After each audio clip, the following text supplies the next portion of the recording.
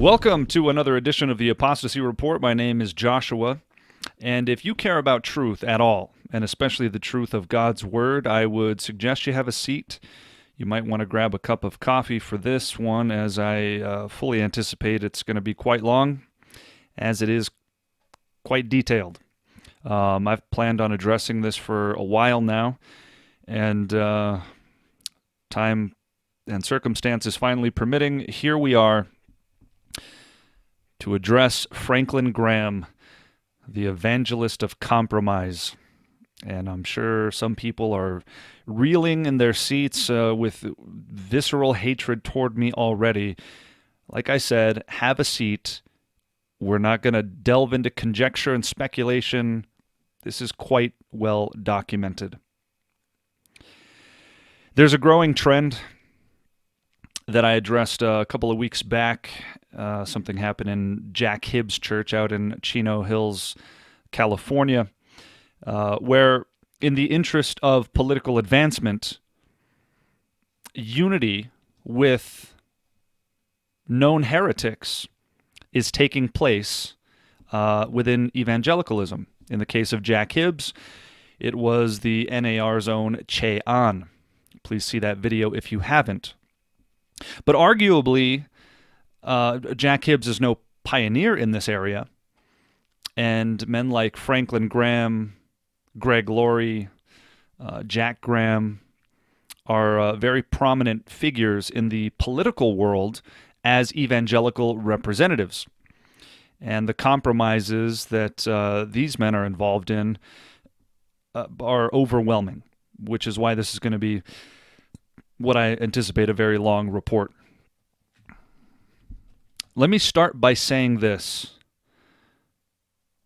I've heard many good things from Franklin Graham.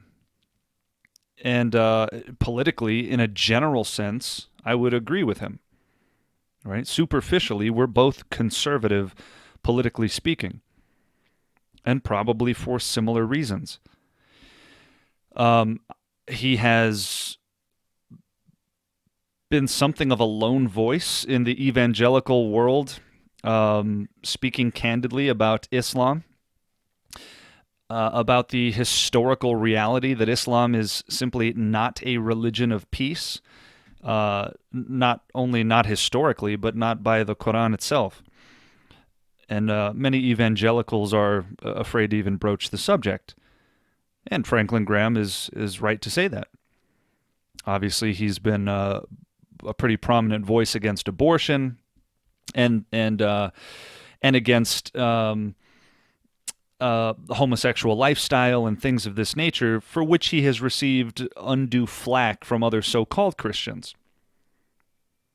And I believe a lot of people have probably been saved through both his and his father's crusades and or festivals. But the credit doesn't go to them. The credit doesn't go to anyone whenever some work is done. What did Paul say to the Corinthians in 1 Corinthians chapter 4? What do you have that you have not received? And if you received it, why do you boast as though you didn't receive it? He also goes on to tell them that neither he who plants nor he who waters is anything, but God gives the increase. So just because there has been some degree of fruit from, or at least perceived from somebody, does not excuse, especially in this case, what can only be described as egregious compromise. This is called the Apostasy Report. It's not a light word. It shouldn't be taken lightly. We're not talking about just a mere error in judgment or a mere slip, but a habitual pattern, what is becoming a lifestyle of compromise to the degree that people's souls are in jeopardy. And again, I don't say that lightly. Now, his father was the subject of much debate and dispute, especially toward the latter end of his career and or ministry. One book that people send me books somewhat frequently, and this is one called Billy Graham and His Friends, that documents a lot of the problems in the ministry of Billy Graham. The endnotes and the bibliography in this thing comprise at least 200 pages, over 200 pages. It is very well documented. It's very thorough. And I don't know where you would find this. Somebody named Kathy Burns wrote it. I don't know who she is. This was sent to me. But there's a lot of information in here. It's very thick, it's very detailed, and as I said, the endnotes and the bibliography are over 200 pages, which might begin to explain why this is going to be so long. It's not just one episode here or there, but it is habitual. A habitual pattern of compromise. And there is a growing theme and a growing trend because of the political landscape we find ourselves in, that it is somehow okay to unite in religious harmony with heretics and false teachers for the interest of political gain. Because somewhere along the line, advancing ourselves politically became more important than loyalty to God. And that's what it amounts to. Interestingly enough, I believe even just today, well, today is the 29th. I believe it was just today. Possibly yesterday, but I believe it was today. Franklin Graham made a statement on Twitter directed at John Piper, who recently said that he could not vote for Donald Trump because of issues related to pride and so forth. And Franklin Graham publicly contradicted John Piper and said, I disagree with him, and here's a statement from another woman that addresses this. Right? He took a bold stance against John Piper. What's interesting about that is that Franklin Graham is quite reluctant to take a bold stance against anybody. But when John Piper says that he has a personal conviction about not voting for Donald Trump, that's when you'll hear Franklin Graham object and say publicly, I disagree with you. But when Paula White says that Jesus Christ is not the only begotten Son of God, he endorses her book. A very peculiar thing and indicative of a hireling. You might be angry with me, and you don't even know why yet. Well, you know why. Because you like Franklin Graham, or perhaps you feel like you've benefited from his ministry, or you've long been mentored by the writings or teachings of Billy Graham. You are going to have to contend with reality as it's presented here. Not with me, not with a tattoo, which we'll get to in a minute, not with anything else that you might be so inclined to use as a scapegoat and as a means of dismissing what's here. You're going to have to deal with reality. The Bible is very clear that we are not to have fellowship with those promoting false doctrine. This is emphatically reiterated time and time again. In Titus chapter 1, it tells us that there are those who profess to know God, but in works they deny him. So it is possible to make an accurate profession of faith and yet to deny God in practice. Jesus said, don't think I came to bring peace, but a sword. Right? What a lot of people are going to be inclined to do, go look at the comments section now. I guarantee you'll find it. You're divisive. You're just full of hate. How come you're not preaching the gospel? Anything other than addressing what is. Except when they use the term divisive, they use it as the devil would use it. They redefine it. They give it a new meaning and apply it to what they don't like. Was Jesus divisive? You better believe it. Divisive in the context of what? Merely labeling somebody divisive is not enough. Now, what it's generally meant, and when people throw the term around haphazardly, it means you're unnecessarily causing a ruckus. That's what they're saying. You should be uniting. Uniting with what? Is it not commanded in the Bible to separate yourselves from those who are propagating error or contradicting God's word? Everyone wants to talk about unity. Nobody wants to talk about separation. Suddenly, separation is being divisive. No, it is part and parcel of holiness. Holiness. It's a universalist mindset. You think everyone's getting into heaven? No. Even Franklin Graham can acknowledge, and his cohorts like Greg Laurie and Jack Graham, to name a couple, that there are lines that need to be drawn when it comes to politics. Because Democrats are Americans as much as Republicans are, and yet very clear lines of ideology are drawn and not to be crossed. And yet when it comes to God's eternal word, those lines are erased and blurred for the sake of keeping the well-structured and well-guarded political lines. So who is your God?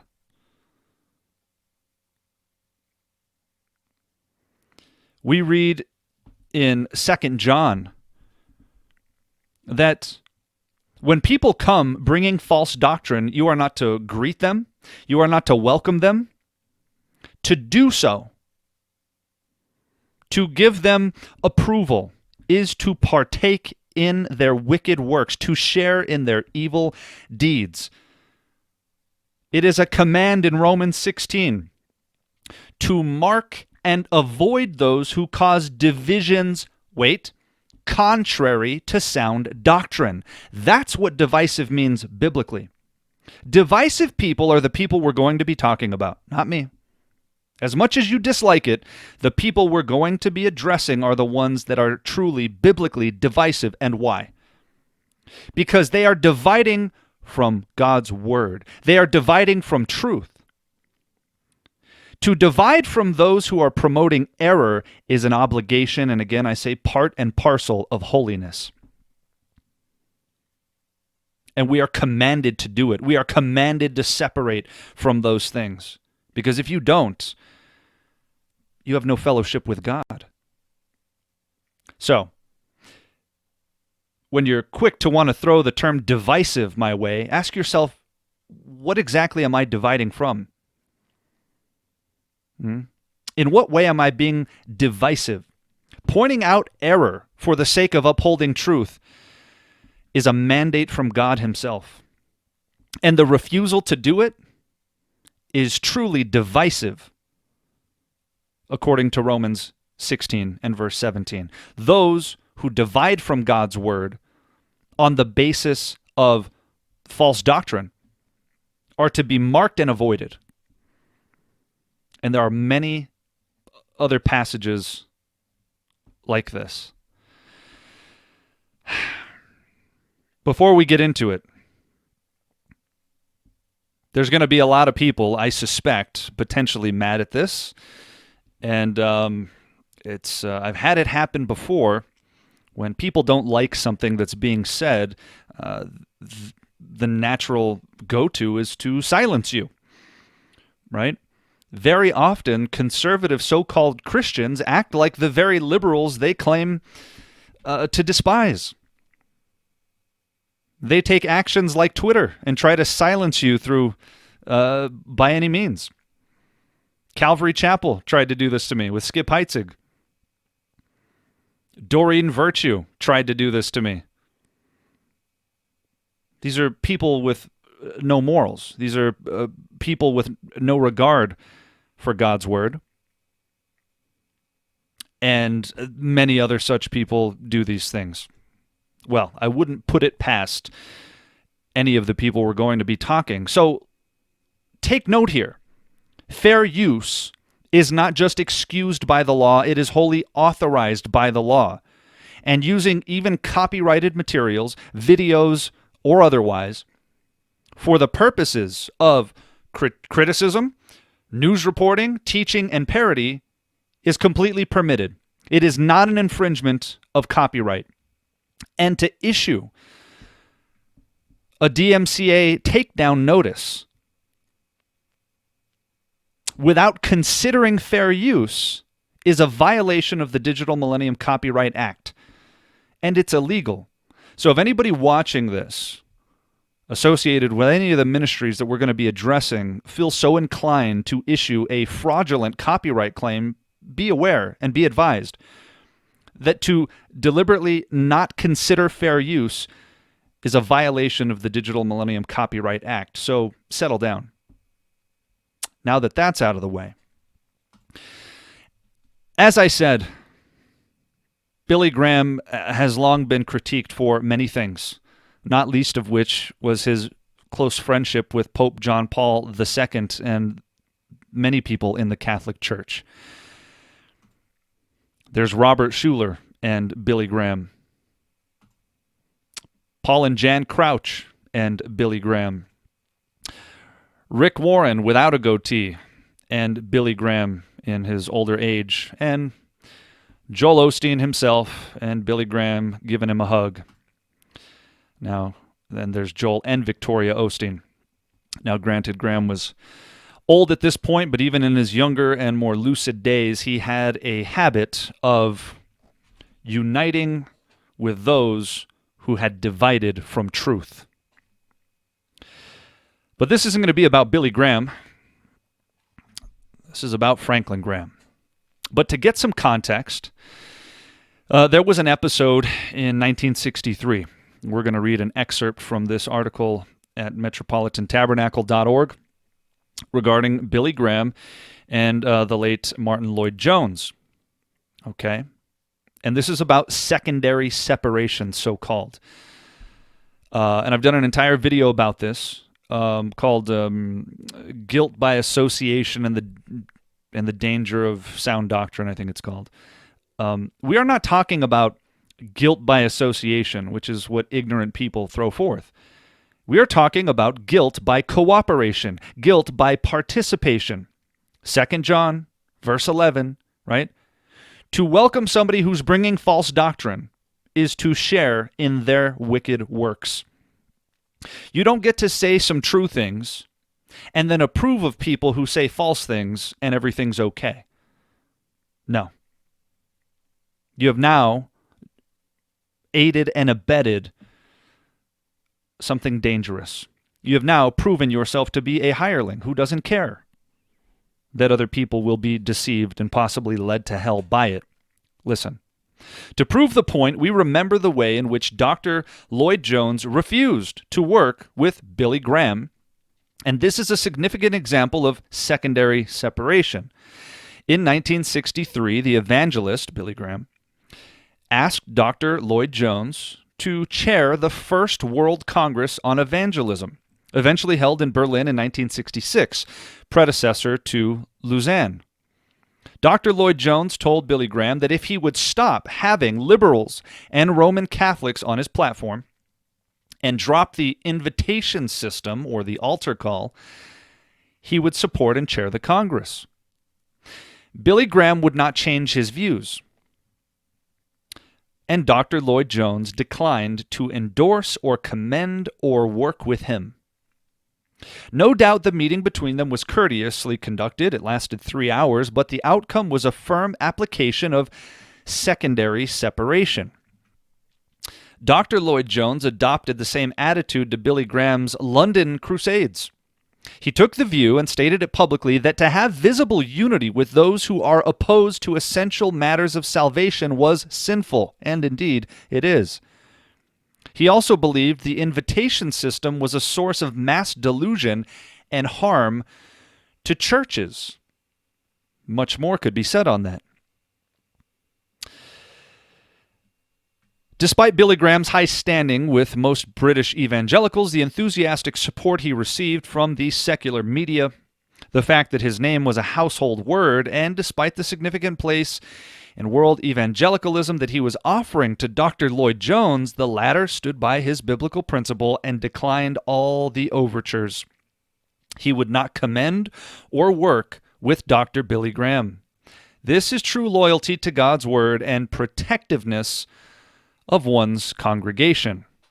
One very prominent example. And Martin Lloyd-Jones acknowledged that he had in fact heard Billy Graham preach the gospel truly and rightly, and said he would never fault him for not doing that, but criticized his practice. How can you say something true about the gospel and then unite with people who are fundamentally opposed to those things? It is incoherent. And so he said, no, I won't have anything to do with this because what you are doing contradicts what you are saying. And you don't get to separate orthodoxy and orthopraxy, right? There is doctrine, and there's the application of it.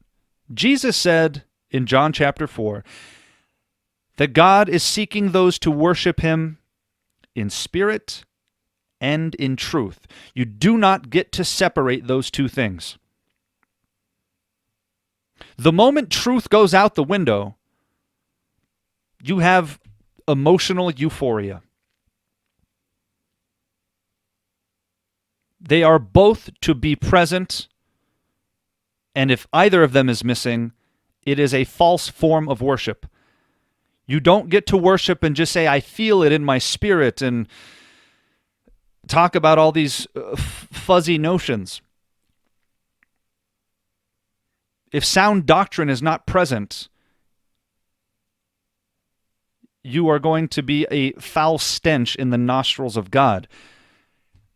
He didn't give us, by the Holy Spirit, 66 books full of how he wants to be worshipped and what his character is like, full of good food and sound doctrine so that we could dismiss it and merely go on our feelings.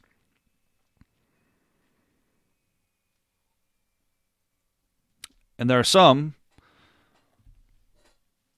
who apply it the opposite way, which doesn't seem to be the biggest problem facing us today.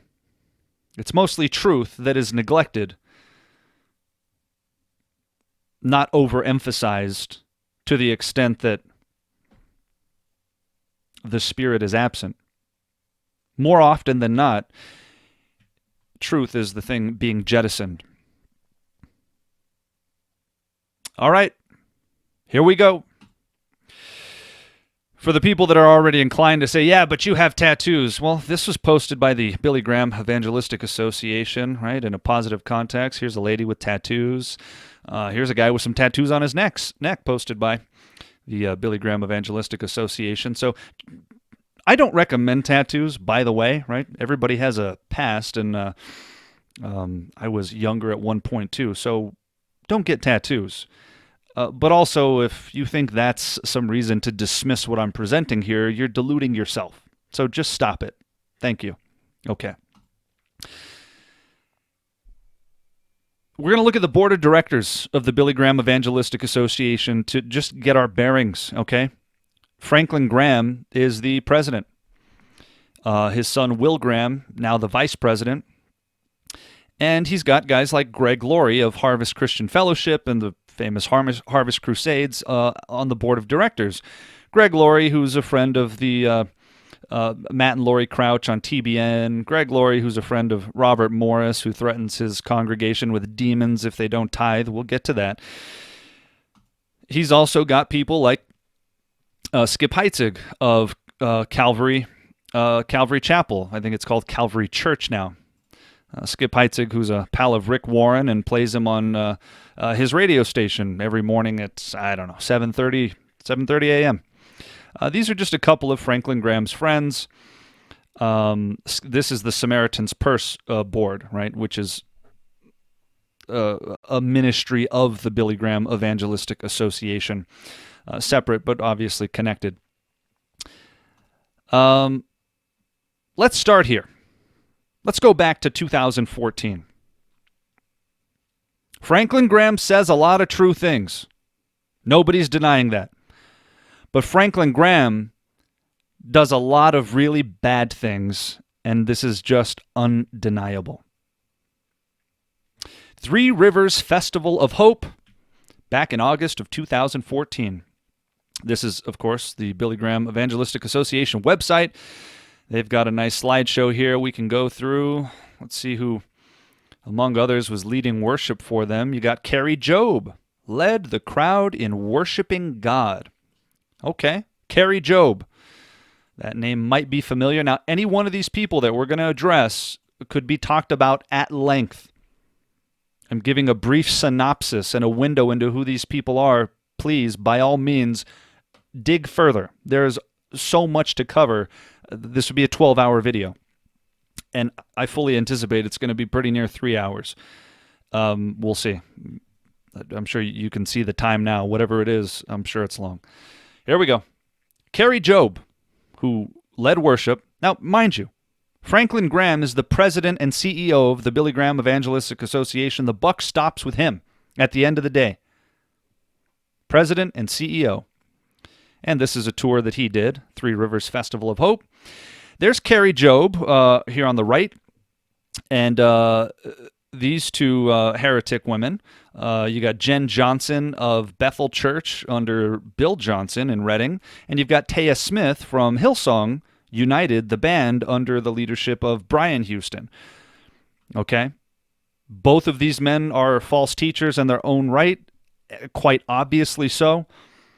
I anticipate that many people who are watching this are already familiar with these churches and their respective musical outlets, from Bethel Music and Jesus Culture to Hillsong United and Hillsong Young and Free and so forth.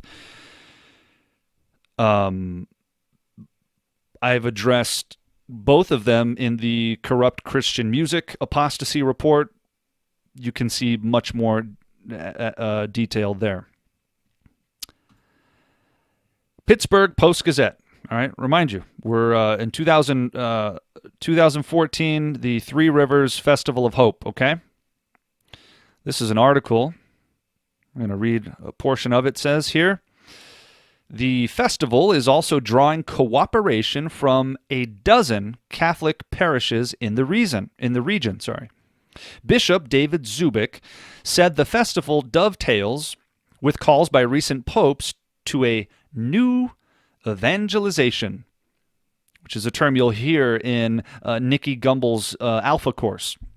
The new evangelization. They have a whole Catholic section of the Alpha course, topic for another time in any event. Bringing back cradle Catholics who drifted or became estranged from the faith. We felt, as long as there was a Catholic component to this particular crusade, we wanted to be a part of it, Bishop Zubik said.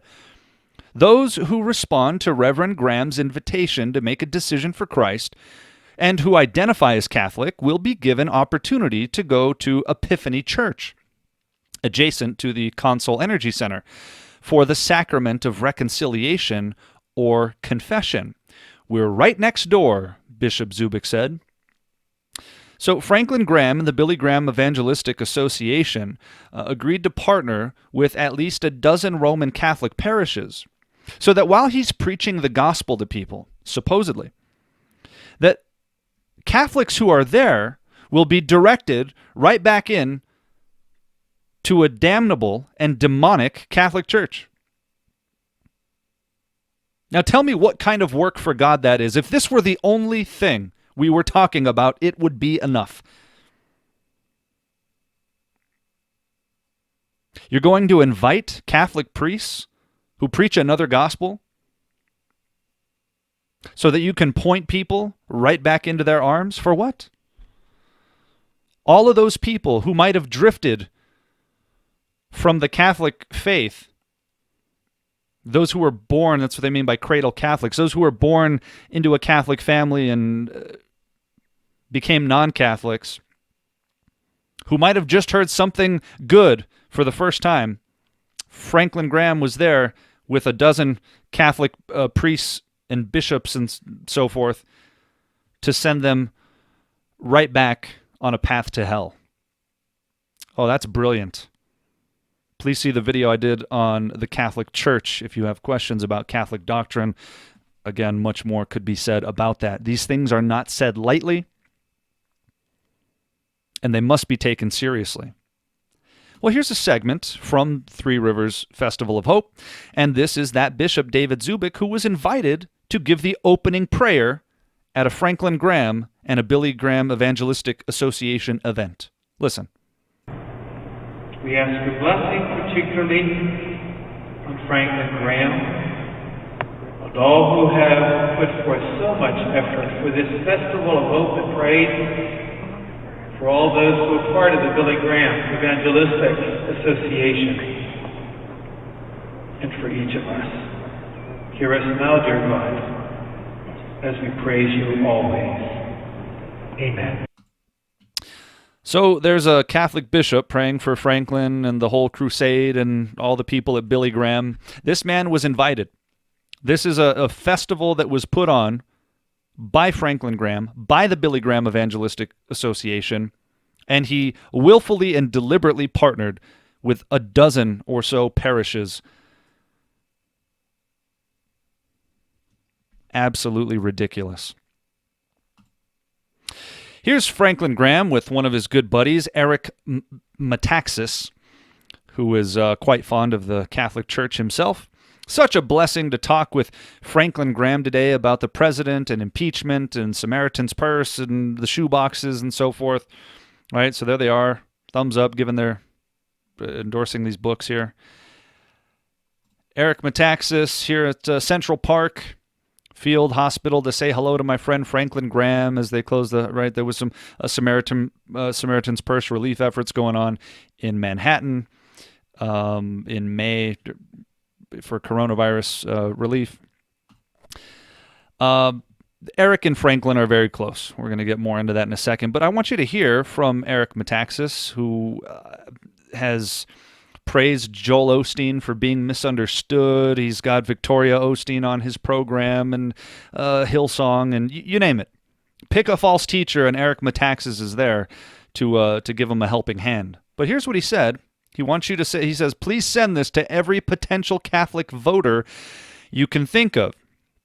And again, this is big.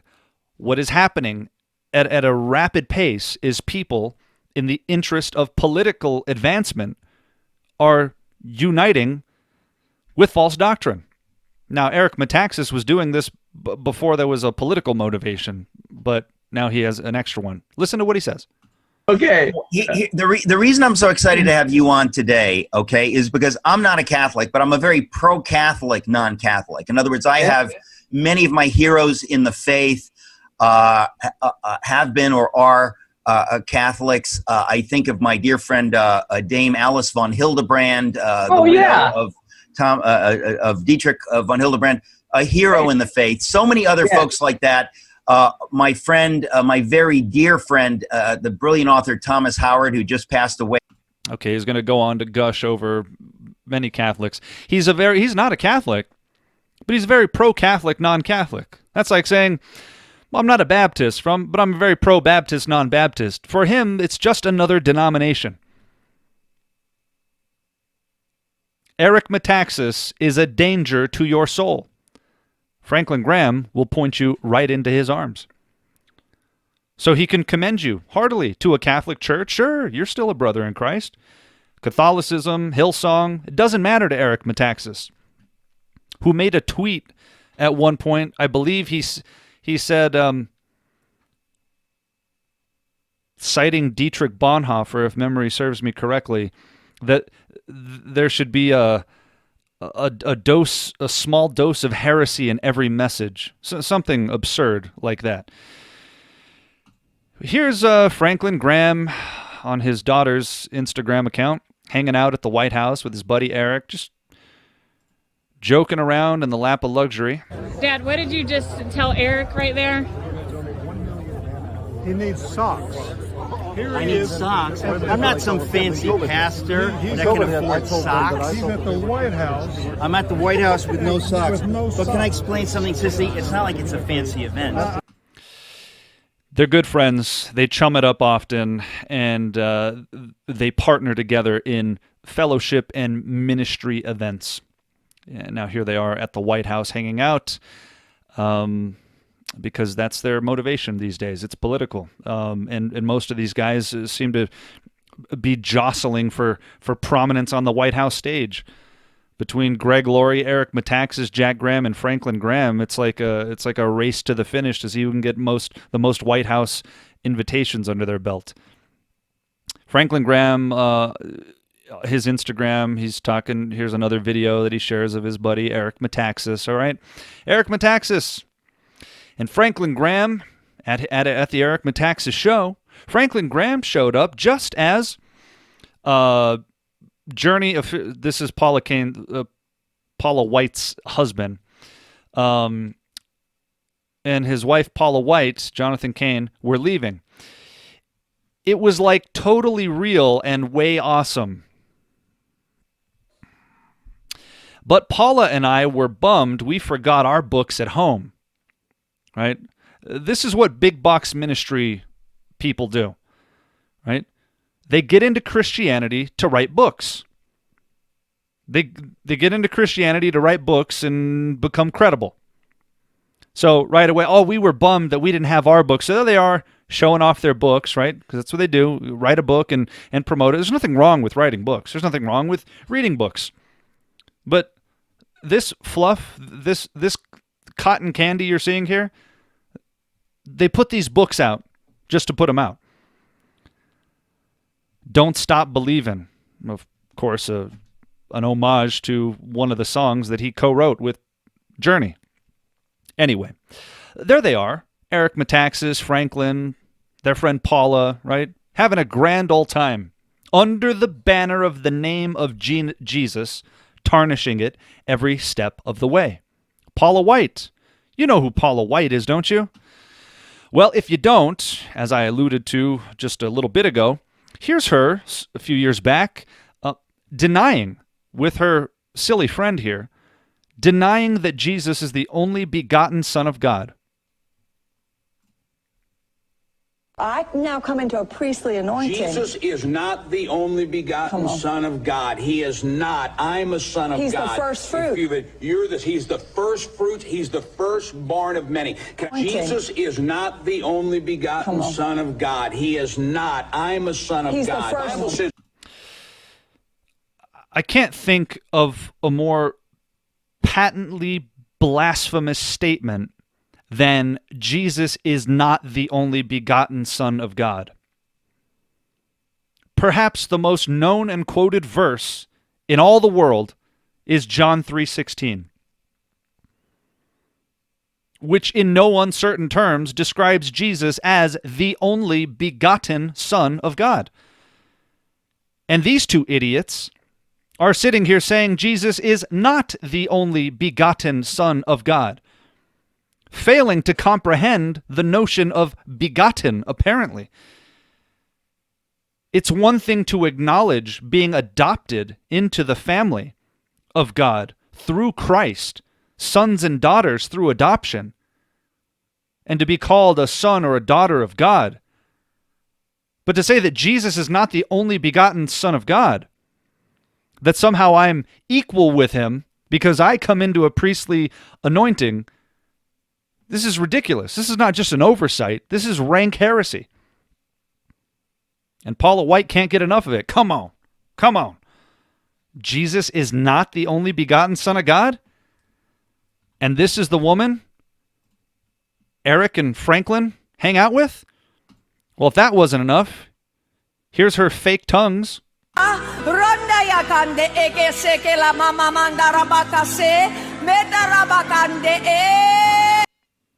Yeah. She's a ridiculous woman in every possible way. Right? This is reminiscent of the I think it was Kenneth Copeland and Rodney Howard Brown pretending to have a conversation in tongues some years back. This is a big show. This is a big show. This is what Paula White does. But it gets worse.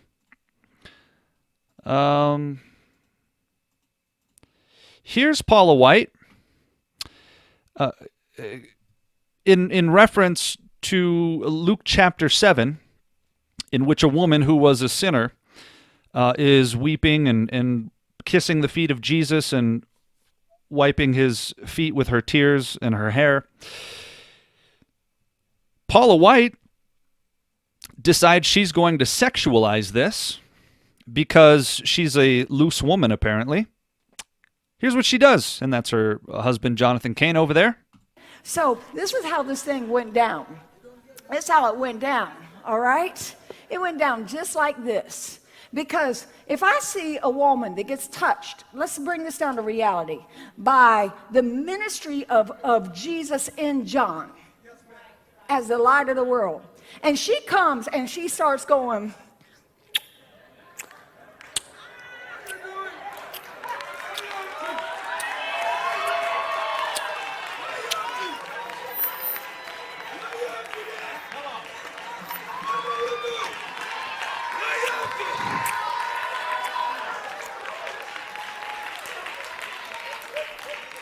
y'all know. I hope you're uncomfortable watching that. That's why I played the whole thing. I hope that makes you uncomfortable. This disgusting woman writhing and kissing her husband's feet and rubbing them in a sensual way. That's not what happened. That's not what the Bible describes. It describes a woman weeping because she knew she was a sinner and she knew Jesus had the power to forgive her. She kissed his feet in an act of reverence, not in an act of sensuality, but this idiot sexualizes it. The same woman who was caught in a big scandal and an affair scandal with Benny Hinn years ago. Ridiculous. Absolutely ridiculous. And this woman, Franklin Graham loves hanging out with. You'll say, well, wait, Josh, they're both invited to the White House. All right, he can't help who else is invited there. No, but he can help what he endorses. And there's Franklin Graham. Paula White has led an interesting life. No, she's led a heretical and damnable life. That's what she's led. And now serves as a trusted advisor to Donald Trump. She has a new book coming out tomorrow that you might want to check out. No, Franklin, you might not want to check it out. What you might want to do is you might want to look into these people. So there's only two options here. Either Franklin Graham doesn't know who she is and what she teaches and is promoting her haphazardly, which makes him a hireling who doesn't care, or he knows exactly what she teaches, and it's worse than that. And he's deliberately trying to deceive you. Which one is it, Franklin? I don't know which one it is. But it's one of those two things. You don't care, or you know exactly what you're doing. Paula White, we could talk about her for 2 hours. She's so bad. But I hope what you just saw was enough for you to know this woman is a rank false teacher. But because she is an advisor to Donald Trump, Franklin Graham, the hireling, wants to promote her books. And not just Franklin. His friend Jack Graham, who says, my good friend Paula White has written a new book, which releases tomorrow. It is powerful. I highly recommend it. It is powerful. It is powerfully deceptive because Paula White is a devil. I don't say this lightly. I don't say it to merely disparage the woman. Her writhing sensuality, her fake tongues, her denial that Jesus is the only begotten Son of God, this woman is a devil and a liar. Who else? We can see an old picture of Franklin Graham, Greg Laurie, and Skip Heitzig, right? Two guys that are on boards of his various, one on Samaritan's Purse, one on the Billy Graham Association. Here's the back cover of that book, okay? Remember, Greg Laurie is on the board of advisors for the Billy Graham Evangelistic Association. Okay, so on the back of that same book, you got Jack Graham's endorsement here, okay, which we already saw on Twitter. And here's Greg Laurie's. I have found Paula White Cain again and again to be a gracious, humble, and generous woman who genuinely wants to use her profound influence for good. I'm glad she's taken the time to write down her amazing life story. It will give you hope. Will it, Greg? You see, Greg Laurie is every bit the hireling Franklin Graham is. And both of them are so desperate for the approval of Donald Trump or whoever else. Truth doesn't matter to them. This is exactly the characteristic of a hireling. One who does not care for the sheep. One who allows wolves to come in. Not just that, they're directing you into the wolf pen. Forget about letting wolves into the sheepfold. They're telling you to go over there. They're telling you where to find the wolf. Absolutely ridiculous. Greg Laurie, Jack Graham, Franklin Graham. There they are all sitting. There's Billy Graham's daughter, Paula White. There's Skip Heitzig with a cheesy smile on his face. Again, on the Samaritan's Purse board of directors. You got the, I think he's the acting president of Liberty University here now.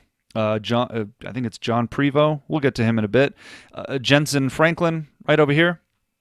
Right? They're all loving it. They're all good buddies. Well, speaking of Liberty, there's Jensen Franklin, Paula White, and Jack Graham, right? All hanging out here. Franklin talks about, it's a weird name, but I believe it's pronounced Jensen.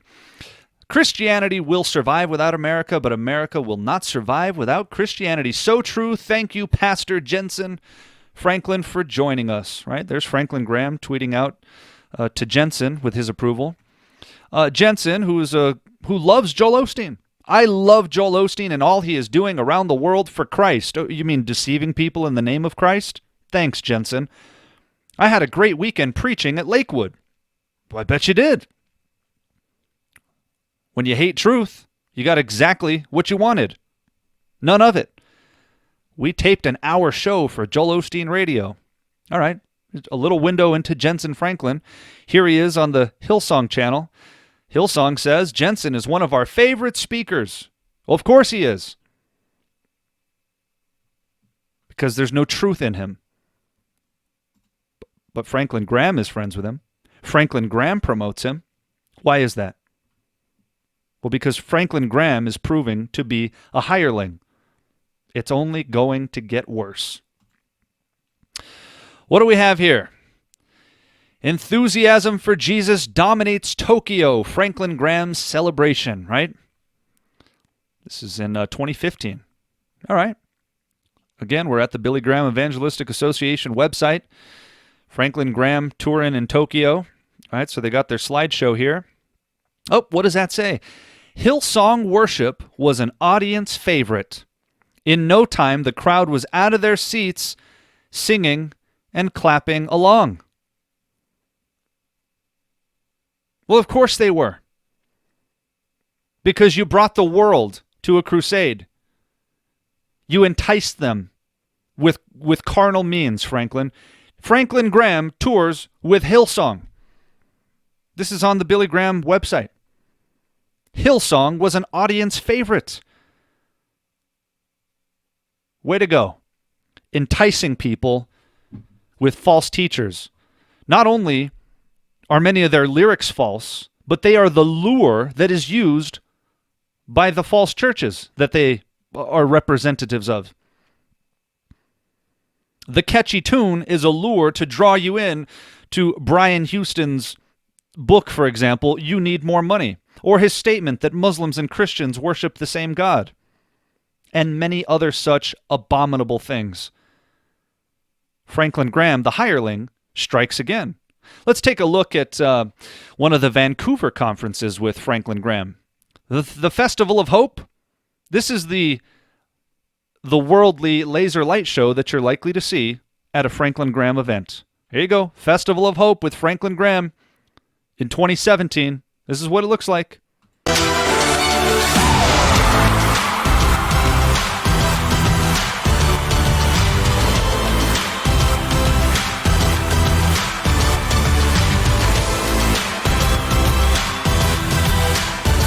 Phil Wickham and others. Here's another scene from a different angle.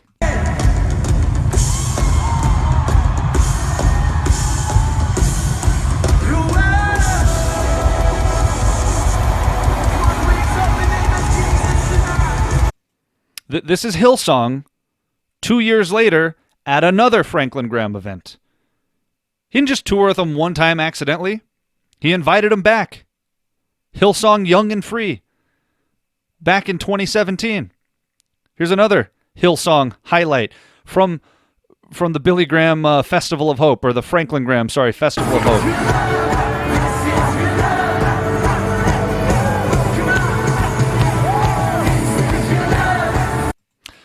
So Franklin Graham entices people with a Hillsong concert, with people who do not love the truth, who have divided themselves from God's word in the interest of self-promotion. Really doesn't matter what it's in the interest of. It's not in the interest of truth. And if Franklin Graham weren't a hireling, it wouldn't take but a half ounce of discernment to know that Hillsong is bad. But Franklin Graham takes them on tour with him, enticing people with the devils of Hillsong Church. So you can go listen to their pastor, Brian, and all the people they're associated with, like Joel Osteen and, Joseph Prince and a whole host of ridiculousness. Well done, Franklin. But you'll say, no, but he said so many true things. He's such a nice guy. I've heard him say true things about the gospel. This is inexcusable, and if you're trying to excuse it, it's because the truth isn't in you.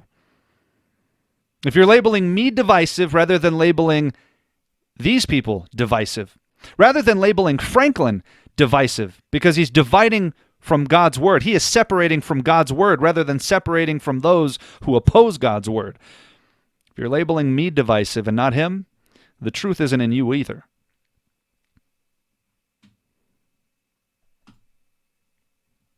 Well, when he's not touring with Hillsong, he'll take David Crowder with him. David Crowder, for example, is an integral part of the Passion movement, Passion City Church with Louis Giglio and the Passion conferences. Louis Giglio, of course, the Pope kisser.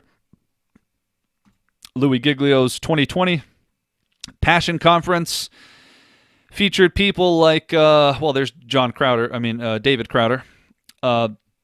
Of course, Hillsong United is there. Elevation Worship out of Stephen Furtick's church. Sadie Robertson, I bet a lot of you like her.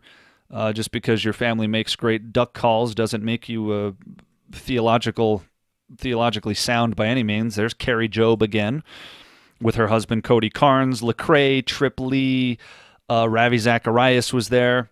Just a whole lot of nonsense.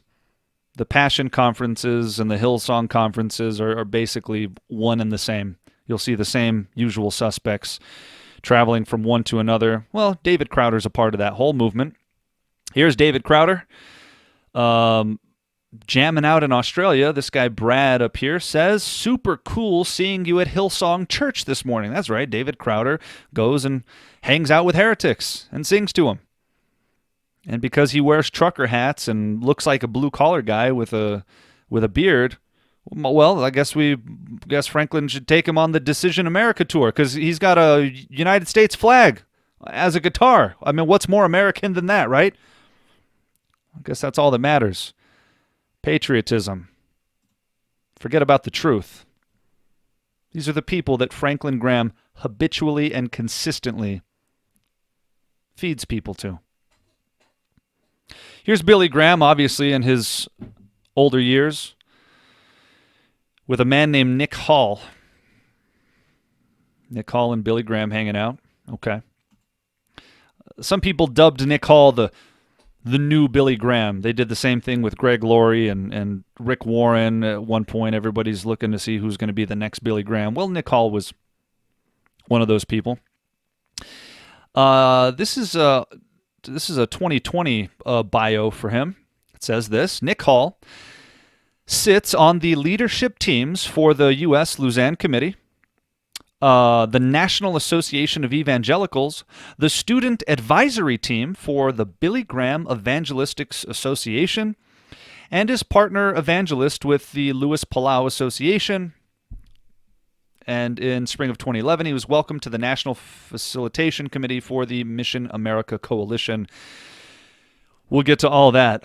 For now, let's note that Nick Hall is on the leadership team for the Student Advisory Team for the Billy Graham Evangelistic Association. All right, he's part of the Billy Graham Evangelistic Association network and is on their leadership team, apparently. Well, back in 2013, Billy Graham's website here again wrote an article about him. Reset movement calls next generation to go all in for Jesus. Okay. So there's this article about Nick Hall and this reset movement he was coming out with. He says here, even for churches, we've maybe made it about secondary issues. We've become defined by things we're against as opposed to things we're for. There's a reset button for that too. All these cliche phrases are a dime a dozen in today's world, right? It's a reset. They're these vague, ambiguous phrases about who knows what. Reset what? Hall is intentionally crossing ministry and denominational lines, calling on Christ followers to come together to reach the next generation. The Billy Graham Evangelistic Association is one of several ministries partnering with Reset, which Hall says resembles the early days of Youth for Christ, a ministry that was born in the 1940s with Billy Graham as its first full-time evangelist. Okay, Billy Graham, one of the many ministries partnering with Nick Hall and his Reset agenda. Okay. Well, Reset culminated just a couple years later with these nifty little Together shirts. This is Nick Hall at the Vatican meeting with Pope Francis. Remember, he said we need to cross denominational lines, which wasn't anything new for the Billy Graham Evangelistic Association. Pope John Paul II and Billy Graham were somewhat close. Well, here's a picture of Nick Hall with a couple of the ecumenical delegates from the Vatican and Lou Engle down over here. We're just going to get a brief clip of what happened at it was called the Reset Conference, Together 2016. Many of you may be familiar with this already, but just so we establish who and what Nick Hall is, listen. We need to hear from heaven. And so we're just going to pray. Lift your hands together across the mall. Let's just pray together. This is what I would like to do. I know it's jammed in here, but I would like to get on our knees. And I want us to pray the prayer of Jesus, because this nation has to have a unity breakthrough. With Minneapolis, Ferguson, the pain of Dallas. Would you lift your voice in one accord? Lift your hands. And let's pray the prayer of Jesus. I pray that they may be one. Lift your voices all across this place. Father, we pray right now that God, we pray the prayer that Jesus prayed. He said, I pray, Father, that they may be one. Today, do a miracle in America. God, loose unity all over this nation. God, break racism. Break division, God. We cry out for a divine break-in this very moment. We pray, let your prayer be answered. We humble ourselves. We cry out, help us, God. Come on, lift your deal. Take a hold of you. In Jesus' name, amen.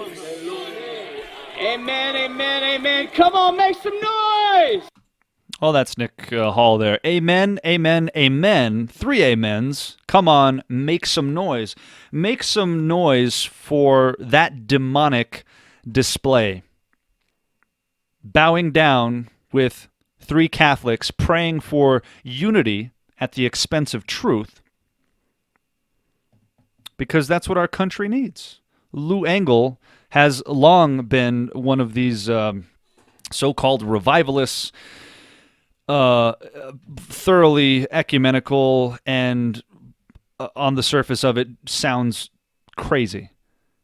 He's a loose cannon by almost any standard. We'll get more into that. But this is Nick Hall. This is Nick Hall, who's on, as of 2020, and this is actually a 2021 empowered thing, says he's on the leadership for the student advisory team of the Billy Graham Evangelistic Association. That's Nick Hall. All right, Charisma Magazine, 2020. Nick Hall talks Billy Graham, unity across denominations and prophecies for 2020. Here it says, you've traveled with a lot of people like Greg Laurie, Billy Graham, Todd White, and now Francis Chan. How did you meet up with these incredible men of God? He says, it's been a crazy ride. I'm from North Dakota, and I didn't come from a ministry home. My parents were just ordinary lay believers in love with Jesus, but they never had those kinds of connections or people who could immediately open doors for me. That's what it's about. It's about having doors open so he could advance his career and peddle his wares. I was 17 or 18 years old when I experienced just a real strong sense that I was on earth to preach the gospel. That's what happens when you don't read your Bible. You just start feeling stuff and running with it. Specifically, I just felt this urgency and passion that I wanted to tell more than 1 billion people about Jesus. Well, it sounds noble, doesn't it? I remember this vividly. And then there was this word that I had of, quote, my life exists to put Christ at the pulse of a generation. Ooh. All these phrases, right? All these slogans, these taglines, a coalition here, an initiative there, a collective. You're going to see a lot more of that. Absolutely ridiculous. But of course, he's associated with Greg Laurie here, Billy Graham, and some others, right? He talks a lot about Billy Graham. I always love to encourage my friends or fellow believers that heaven is not going to be a bunch of people just like you. It's going to be different streams, different expressions, different movements. And then, how awesome is that? Man, if it were just people like us, it'd be so boring.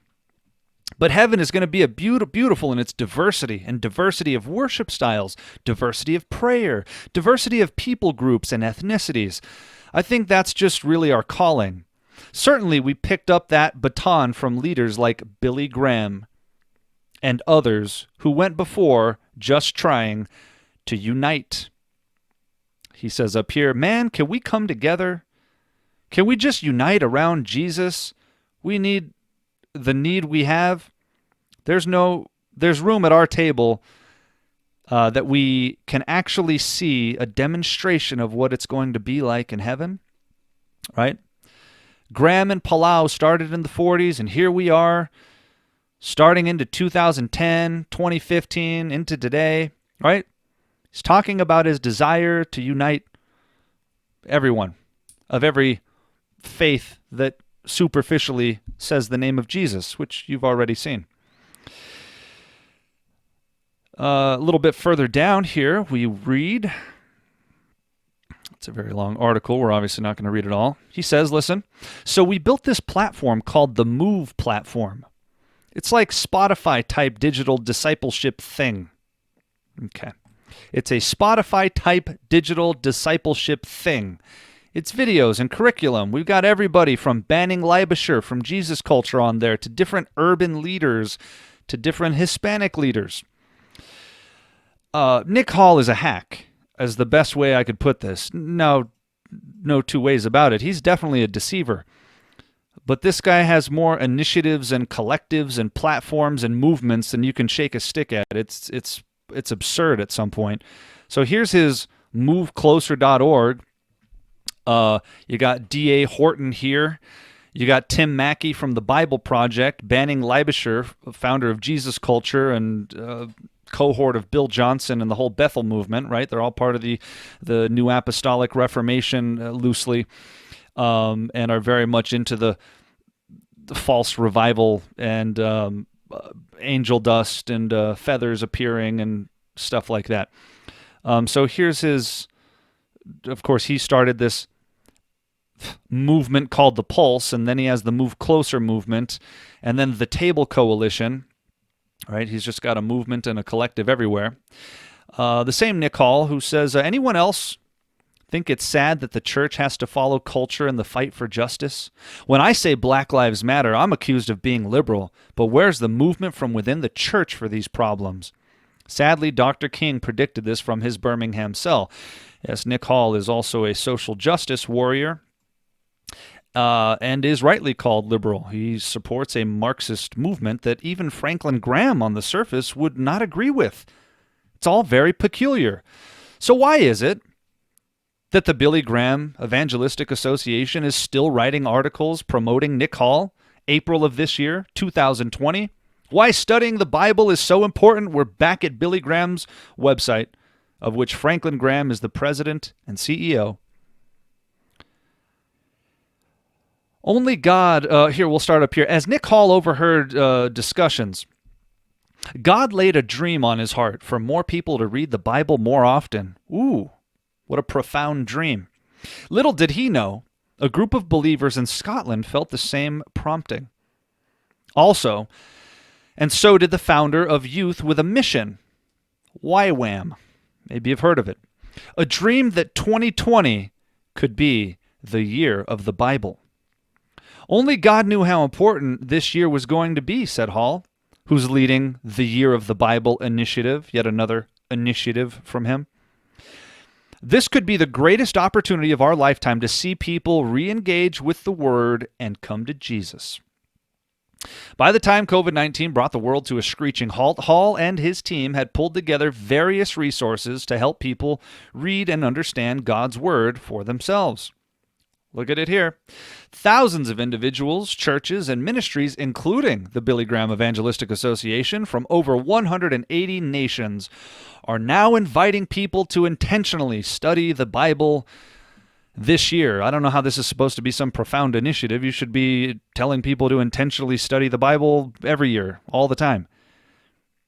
It's profound for them because guys like Nick Hall don't intentionally study it, which is obvious from his nonsense.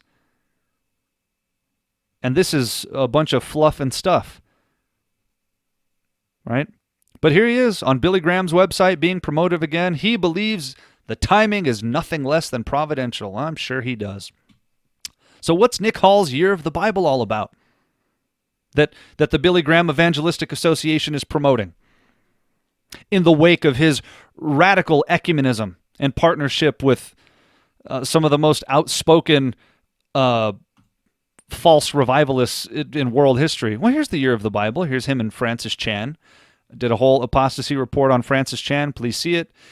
Francis Chan is steeped in compromise as well and is middling Catholic at this point. Well, here's the Year of the Bible initiative from Nick Hall, right, who founded it. Let's look at their leaders sign-up thing. What is it called? The Leaders Check-In. So who you got here? Nick Hall, founder and chief communicator of the Pulse. You got Kathy Branzell, president of the National Day of Prayer Task Force. You may have heard her name in politics recently. Francis Chan. Bishop Vincent Matthews. If any of you saw the recent video I did concerning Jack Hibbs, John MacArthur, and Che On at the Freedom Sunday event, you'll know that Bishop Vincent Matthews was one of the keynote speakers at that event. He was welcomed in as a brother in Christ and gave this powerful speech about how America needs to unite under the banner of conservatism, and we're all Christians, and we're in this together, and blah, blah, blah. Well, Bishop Vincent Matthews is part of a network of heresy. Yet another problem for Jack Hibbs and co. at the Freedom Sunday event who put politics before truth. Please go see that video if you haven't. Who else we got down here? Matt Chandler did an Apostasy Report about him. John Gray, former associate pastor at Lakewood with Joel Osteen, who bought his wife a Lamborghini and then tried to explain it. All right, that's the sort of ministry he's in. Ed Stetzer, Priscilla Schreier, however you say her name. Shearer, it's very strange. Lecrae, Beth Moore, Ann Voskamp. All of these people, every one of these people are problematic. A couple of them I haven't heard of. But I highly suggest you look into it. Some of these people you have heard of, right?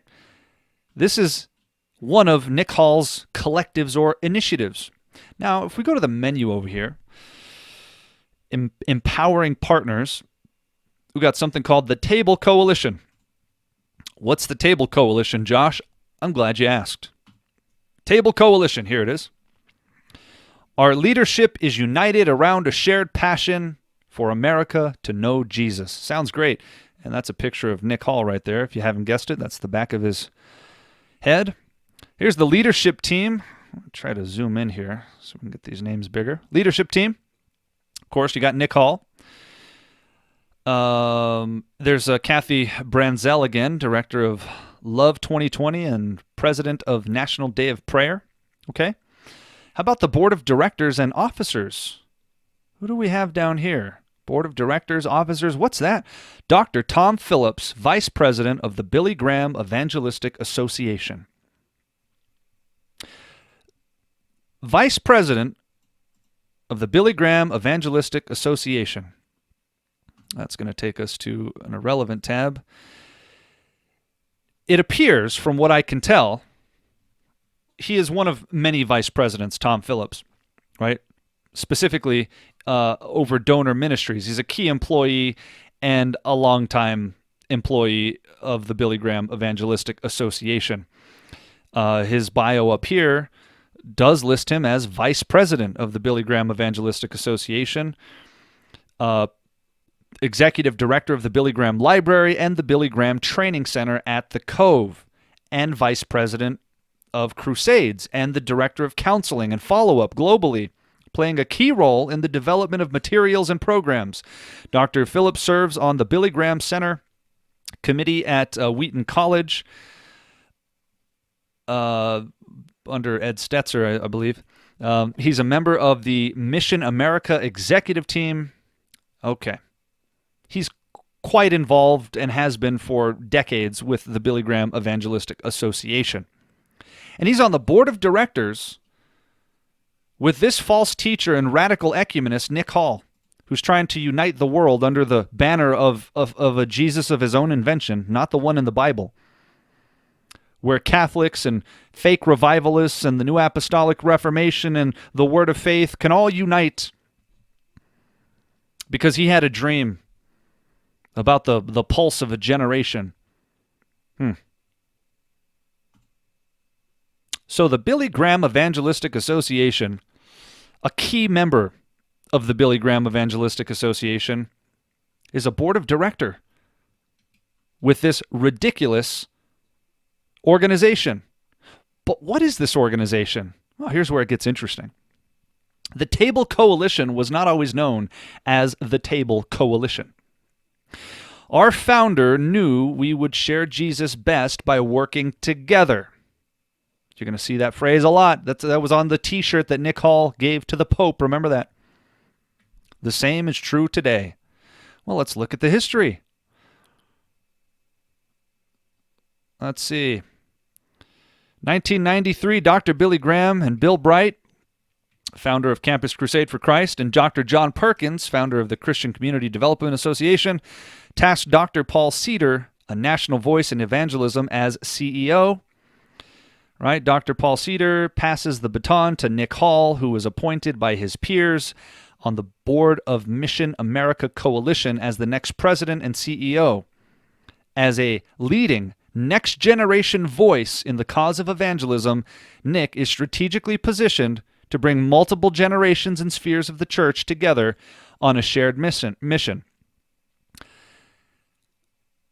Let's see. Rooted in our rich legacy and partnership in response to today's culture and climate, we step forward as the Table Coalition, again, uniting around the timeless mission of sharing the good news of Jesus. The Table Coalition was formerly known as the Mission America Coalition until 2017, when they rebranded and became the Table Coalition. It sounds a little more edgy, a little more welcoming, right? The table. Everyone's welcome at the table. A little more ecumenical even. Well, this was started by Billy Graham.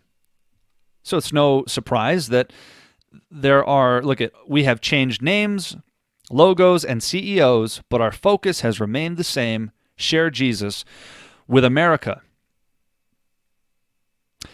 People that are intimately close to Franklin Graham and the Billy Graham Evangelistic Association have willfully and knowingly complied in this transition to putting Nick Hall as the next generation evangelist in charge of the Table Coalition.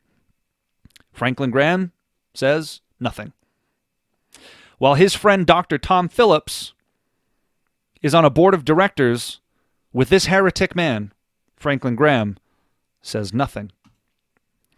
Formerly, the Mission America Coalition, you can see, here they are, coming to the Billy Graham library, I suppose. And there you go. There's Tom Phillips, vice president of the Billy Graham Library, joined Bishop Claude Alexander and his wife. Right there they are hanging out. This is the guy who's now a board of directors of the Table Coalition with Nick Hall. Now here are some of the ministry partners of this coalition. Pay attention here. You've got RZIM, Ravi Zacharias International Ministries, which is just enshrouded in controversy at this point.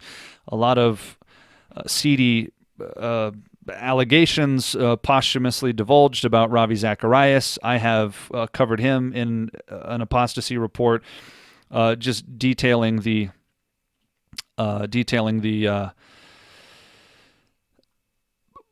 mostly doctrinal problems. Nevertheless, there are a whole lot of problems with RZIM and some of the things Ravi Zacharias engaged in. But you can see Cru, formerly Campus Crusade for Christ, is part of this. Nick Hall's Pulse thing. You've got Youth with a Mission, the Louis Palau Association, InterVarsity, and a whole lot of others.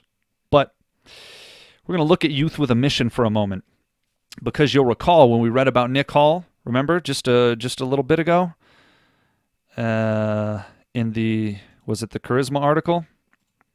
No, why we should studying the Bible is so important. Remember? So did the founder of Youth with a Mission, right? The Billy Graham Evangelistic Association's talking about Youth with a Mission in conjunction with Nick Hall and his vision for reading the Bible, making this the year of the Bible. Okay. Well, they're one of the ministry partners of this Table Coalition. So, who is and what is Youth with a Mission?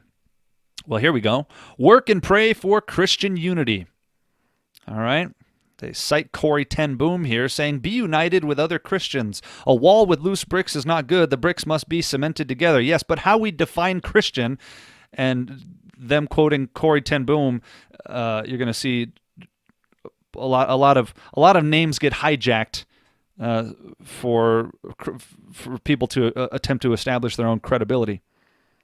The definition of Christian is important, right?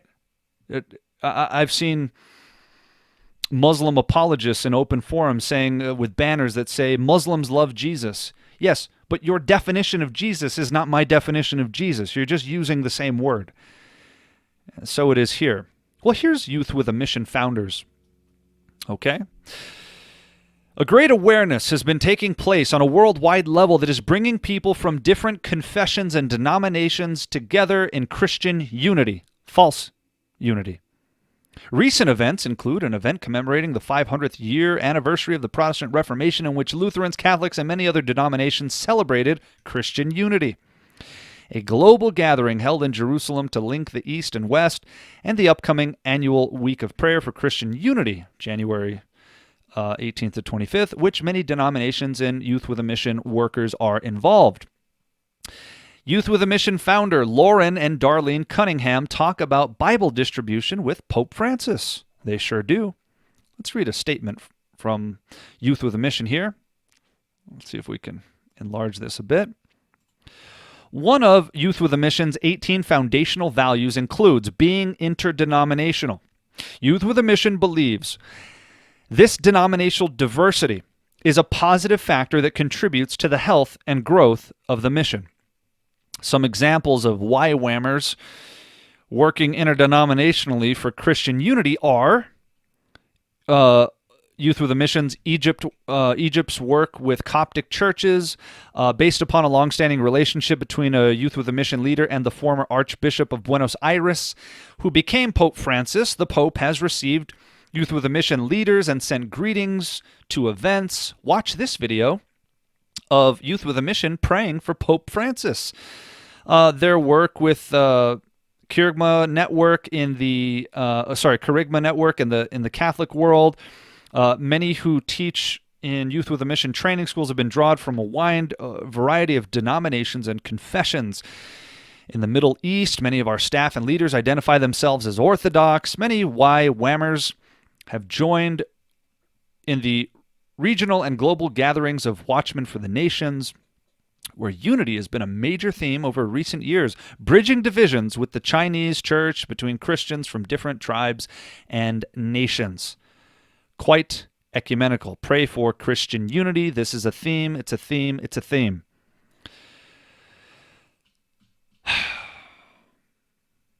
It's a theme in the world. Here's the video they were talking about. Lauren Cunningham, founder of Youth with a Mission. Listen. I'm just going to introduce the one that's going to speak to you. Nada más les voy a presentar a aquel quien va a hablar con ustedes. He pastors a little church in Rome. Él pastorea una pequeña iglesia en Roma. All right, let's see the first one. He gave us two different ones. Él nos dio dos.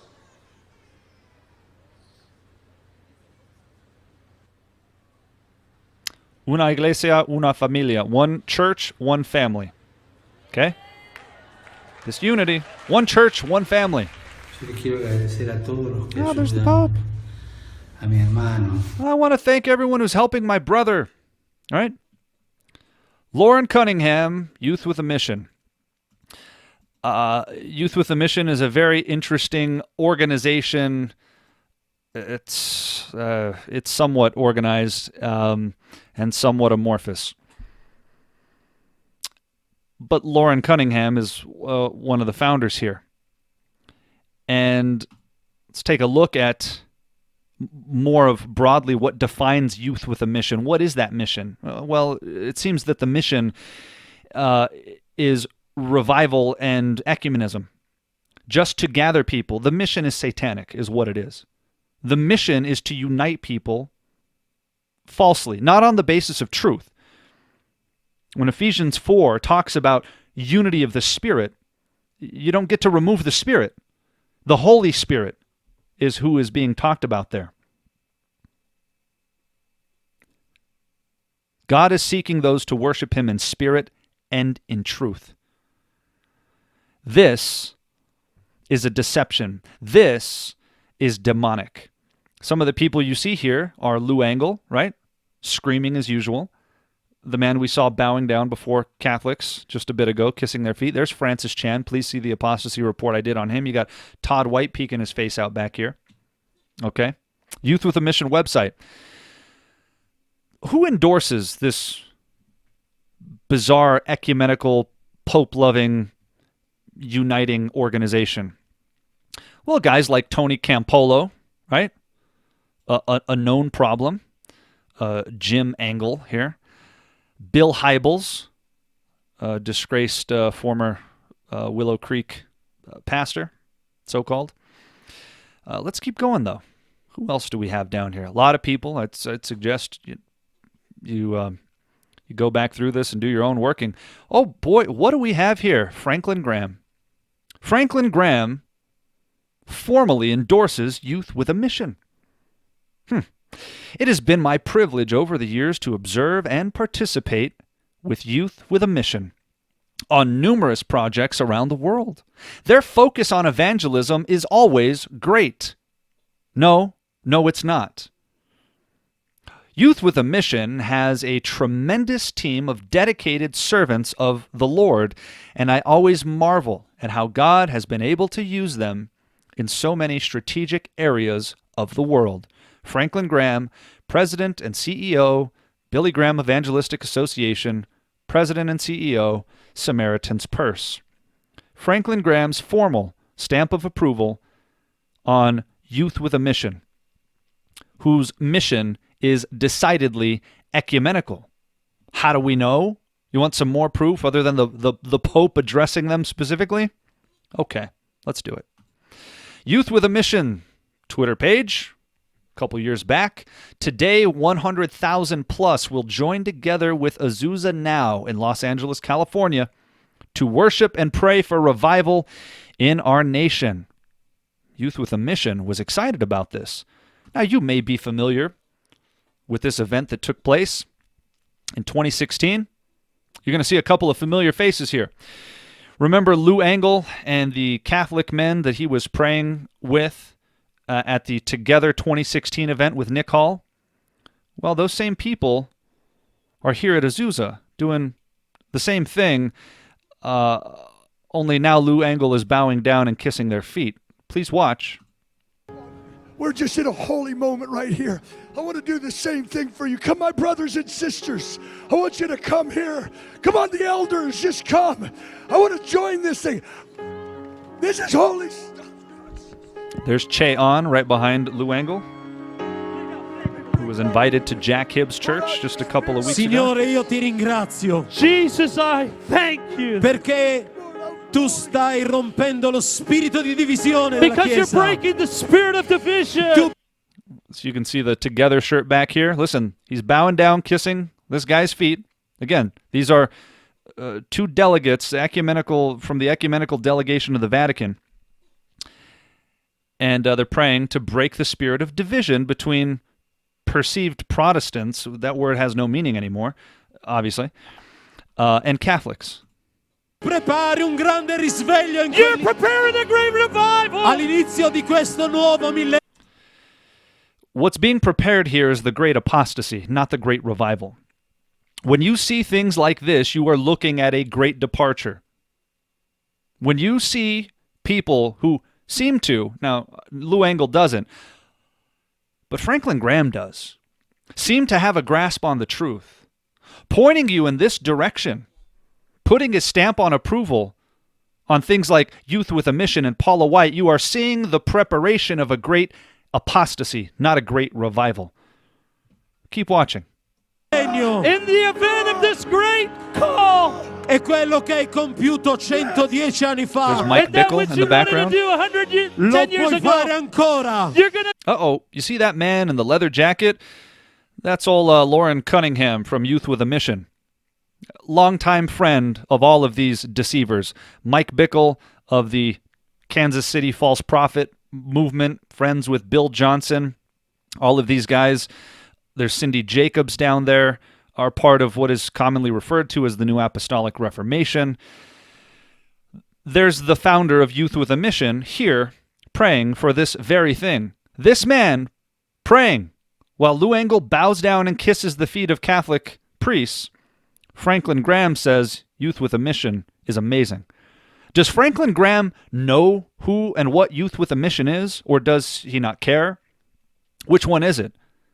He's either a hireling or he's deliberately deceiving. Which one is it? Do it again. The mighty event. Well, we can stop there. You can see there's Lauren Cunningham right there. Evangelation. All of these, there's Todd White in the background. There's Bill Johnson in the background. This was a big, devilish conference. And this is just one brief excerpt from it. Youth with a Mission founder, and his mission is what? To deceive people. To unite them with the devil, not with Jesus, not with truth, but to use Jesus' name to deceive people. That's what Franklin Graham has put his stamp of approval on. If you go through that list, you'll see Billy Graham's name on there too. Here's Lauren Cunningham again, Youth with a Mission.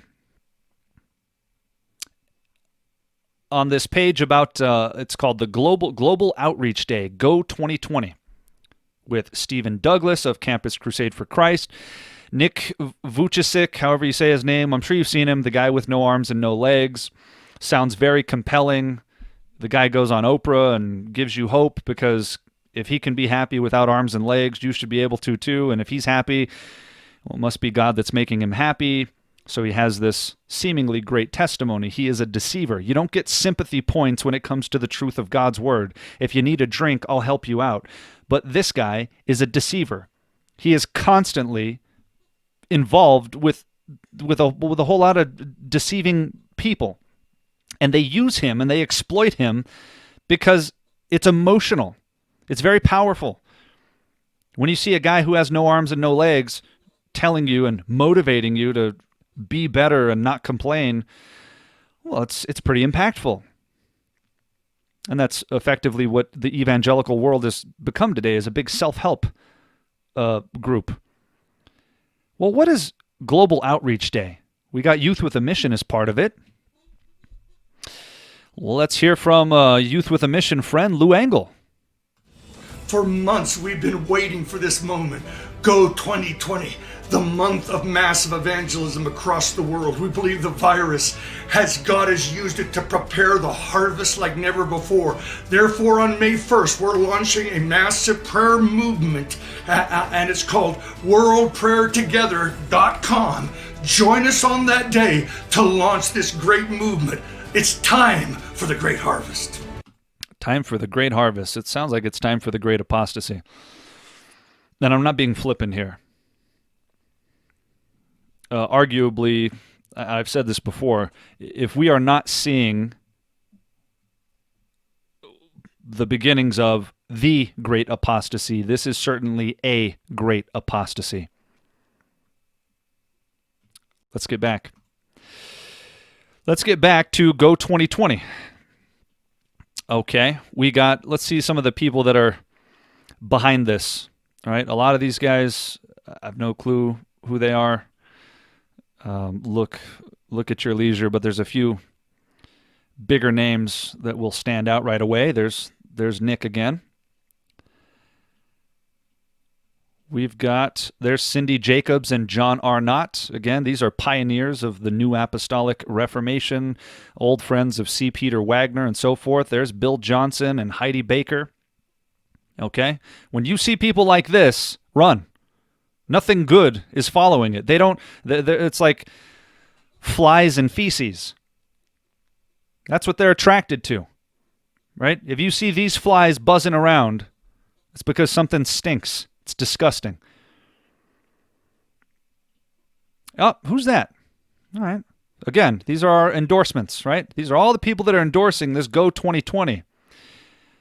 Well, if you guys are familiar with contemporary Christian music, you recognize the face of Michael W. Smith, don't you?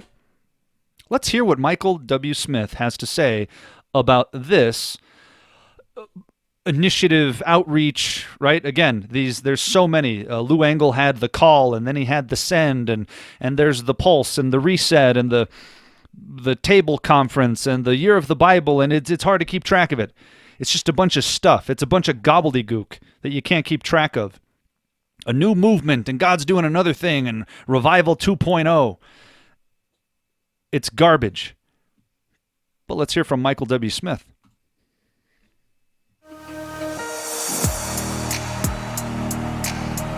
The Amazing Grace Experience 2020. John Wesley once said, "Don't worry about gathering a crowd. Get on fire." There he goes, hijacking John Wesley's name. Everyone, nice. I'm Michael W. Smith, and I'm so glad you're joining us in the greatest mass worship and witness event since the second chapter of Acts. From the rising of the sun in Samoa to the setting of the same in Hawaii. The greatest mass worshiping event since the second chapter of Acts. He knew this before it even happened. That's prophetic. Well, I guess it'd be a false prophecy because it wasn't. Because it wasn't a worshiping event to begin with. What did he say? Witness event, mass worship. Joining us in the greatest mass worship and witness event since the second chapter of Acts. The greatest mass worship and witnessing event since the second chapter of Acts. Well, this is as false as the 55,000 event with Lou Engle that he participated in 2007. So even by his own unbiblical standards, that's false. That's a false prophecy from Michael W. Smith. Because Michael W. Smith was here with Lou Engle in 2007 with 55,000 people. Apparently, that's a mass witnessing and evangelism event, isn't it? I mean, in terms of sheer numbers, if we're talking about Acts chapter 2, 3,000 to 55,000, it's pretty big. We don't know exactly how many were there, but 3,000 apparently were saved in the book of Acts. My point is, Michael W. Smith is full of it. Full of what? Well, he's full of deception. He's full of falsehood. And he's an antagonist to truth. But there he is, endorsing this crazy, heresy-filled global outreach day with some of the most notorious pillars of the New Apostolic Reformation. And by the way, Michael W. Smith apparently made 84 videos. Kid you not. Look at this.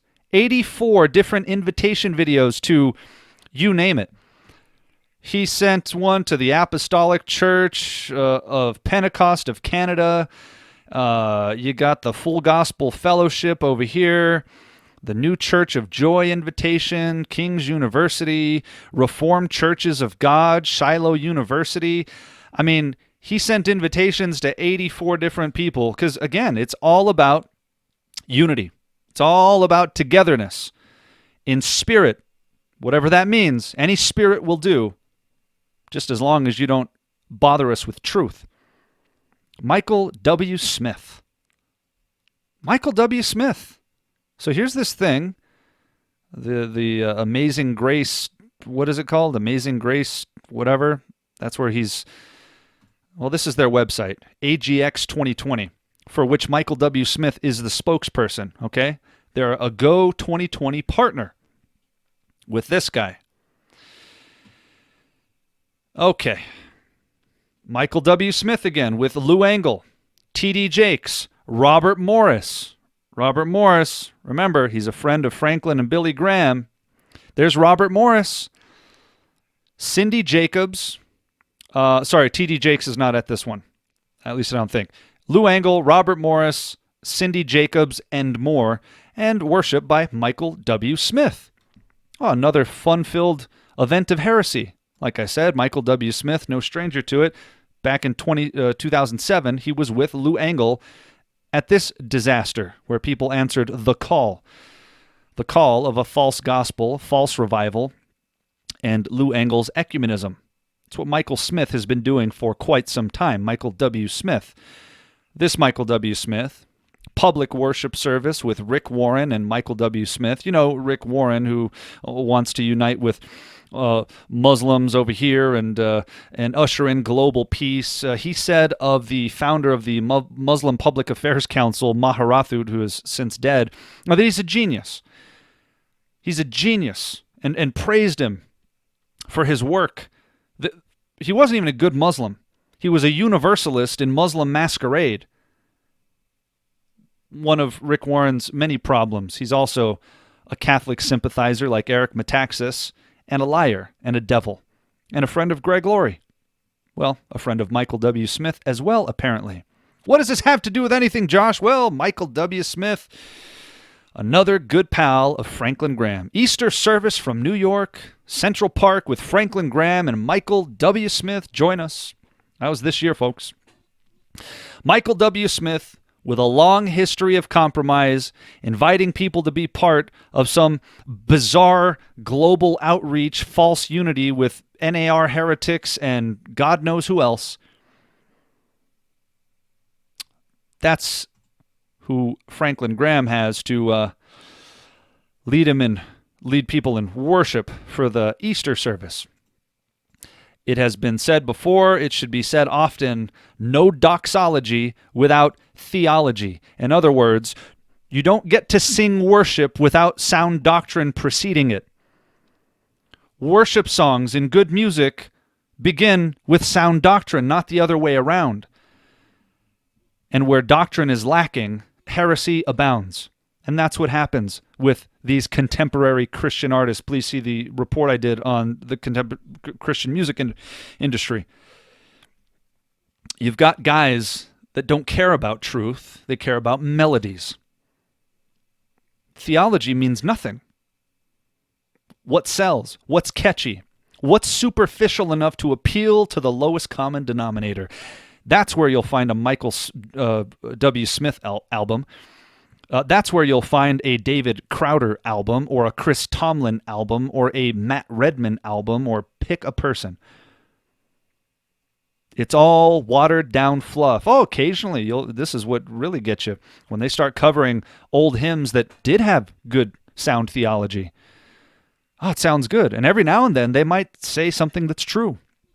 But again, it's a lure to draw you into what isn't. But Franklin Graham tours with Michael W. Smith. I hope you'll tune in to Fox News Channel tomorrow morning to watch an Easter special that Michael W. Smith and I recorded in Central Park this week. Okay. Well, on the same day, Michael W. Smith was going to be appearing on a different program at a different time. Right? Easter was a big day on TV this year because a lot of places were closed. And so Michael W. Smith was also part of this on the Trinity Broadcasting Network. Really could be just called Heresy Network. Welcome to Easter Sunday, an at-home, commercial-free Easter experience featuring some of America's leading voices of faith like Jensen Franklin, Joel Osteen, Max Lucado, Robert Morris, and Priscilla Shire. Worship with top-selling music artists like Chris Tomlin, Matt Redman, and a special performance by Michael W. Smith, hosted by T.D. Jakes. Celebrate the Hosted by the Trinity-denying modalist and prosperity preacher T.D. Jakes, Michael W. Smith joined them in more false worship. Joel Osteen, T.D. Jakes, Jensen Franklin, Priscilla Shire. This is a who's who of heresy. Michael W. Smith is one of them. He is just like them. And this is Franklin Graham's pal. And one of many false, it's hard to even call him a teacher, but he is teaching, and at the very least pointing people to false teaching. One of the many false lures that Franklin Graham brings along. Carrie Job, Hillsong, David Crowder, Michael W. Smith. That's what Franklin Graham is doing. He's either a hireling or he knows what he's doing. Well, here's Michael W. Smith. Pray God's glory across the earth with who? Well, we've got Robert Morris. We got Nick Hall. Remember our buddy Nick Hall? There's Rick Warren over here. There's the leader of the National Day of Prayer, Kathy Branzell. And who's that? Will Graham. Will Graham, the vice president of the Billy Graham Evangelistic Association and the son, of course, of Franklin Graham. At a big event with all kinds. Oh, there's Pat Robertson is down here as well. Pat Robertson. Well, it's no surprise that Michael W. Smith would be here, I guess. The vice president of the Billy Graham Evangelistic Association, and apparently the next in line to take it over under Franklin Graham, his son Will, is here with Rick Warren, Nick Hall, Michael W. Smith, Robert Morris. Franklin Graham says, Thursday, May 7th is National Day of Prayer, and my son, Will Graham, is serving as co-host for this year's observance. You can join him and other Christian leaders for a broadcast beginning at 8 from the Billy Graham Library. From the Billy Graham Library, first of all, but he recognizes all of these people as Christian leaders. Really, Franklin? Rick Warren is a Christian leader? I'd call him a deceiver and a false teacher. Nick Hall is a Christian leader? Well, I guess he must be, since your friend Tom Phillips is on the board of directors with his table coalition that he overtook, that Billy Graham started. Robert Morris is a Christian leader? He's a so-called Christian leader who threatens his congregation with demons if they don't tithe. This is the discretion of Franklin Graham. Not a lapse in judgment at this point, a pattern of behavior. The behavior of a hireling. There's Franklin Graham. Here's his Instagram account. Thank you, Matt and Lori Crouch, for having us on TBN. It was great being there with you, along with my sons, Roy, Will Graham, and Edward, to share about what God is doing through the Billy Graham Evangelistic Association. Matt and Lori Crouch. Matt Crouch, the son, of course, of Paul and Jan Crouch, who you saw Billy Graham shaking hands with earlier. Their whole network is the refuge for heresy. TBN, thank you, Matt and Lori Crouch, for having me along with my children to share how we're seeing our lives change, right? Franklin Graham just loves Matt and Lori. Of course, when Jan Crouch died, he says, she was a great friend to the ministry of Samaritan's Purse. Yeah, well, she was a false teacher as well. Matt Crouch laughed and smirked when his lying father, Paul Crouch, insinuated that God killed people for trying to come against him in TBN. He said, well, I've been to the funerals of at least 2 people that tried to come against me. And Matt Crouch, not unlike Paula White, said, come on, come on. Ridiculous. Matt and Lori Crouch are deceivers. They are liars. Franklin Graham says, enjoyed having Matt and Lori Crouch at the Billy Graham Library last week. You can watch their special tonight. There they are hanging out. How nice. Does Franklin not know who Matt and Lori Crouch are, or does he not care? Either way, it's bad. TBN, this is retweeted by Franklin Graham. TBN Productions had a faith-filled September. Faith-filled. We welcomed Kirk Cameron, Jim Caviezel, Franklin Graham, Joyce Meyer, Ty Tribbett, and more to our set all across America. Franklin Graham retweeted that. He didn't say, hey TBN, I don't think Joyce Meyer should be included in a conversation about being faith-filled. Do you? Or Jim Caviezel, who I believe is a Catholic. Nope. Franklin Graham retweets it. Why? Well, because he doesn't care, that's why. This is the behavior of a hireling. Yes, but he travels and he preaches to... Wait. Just wait. TBN, who is co-owner of the Hillsong channel. Here's the Hillsong channel. Be inspired with worship from Hillsong United, Hillsong Young and Free, both of whom have toured with Franklin Graham. Worship and be empowered with life-giving teaching from pastors Brian and Bobby Houston, the international Hillsong team, along with Joel Osteen, John Gray, Joseph Prince, Joyce Meyer, T.D. Jakes, Stephen Furtick, and more. If you want false teaching, TBN or the Hillsong channel is where you're going to find it. Well, and no wonder TBN co-owns it, a proud partner with the Trinity family of networks. Interesting. Well, let's look at the Hillsong channel. Let's just scroll down here a little bit. You don't just get on the Hillsong channel. Just like you don't get on TBN. You know, it's not like Facebook or YouTube where it's just an open platform. No, this is by invitation only. Partner Ministries. What's that? Partner Ministries, Billy Graham TV specials. Well, isn't that interesting? And of course, you got Jack Graham over here. PowerPoint with Jack Graham. Partner Ministries. That's what it says. Partner Ministries with the Hillsong channel. Billy Graham TV specials. I wonder how much Franklin Graham had to do with that. Well, after all, he is the president and CEO of the Billy Graham Evangelistic Association. Surely he has to have some involvement in this. Partner Ministry with Hillsong.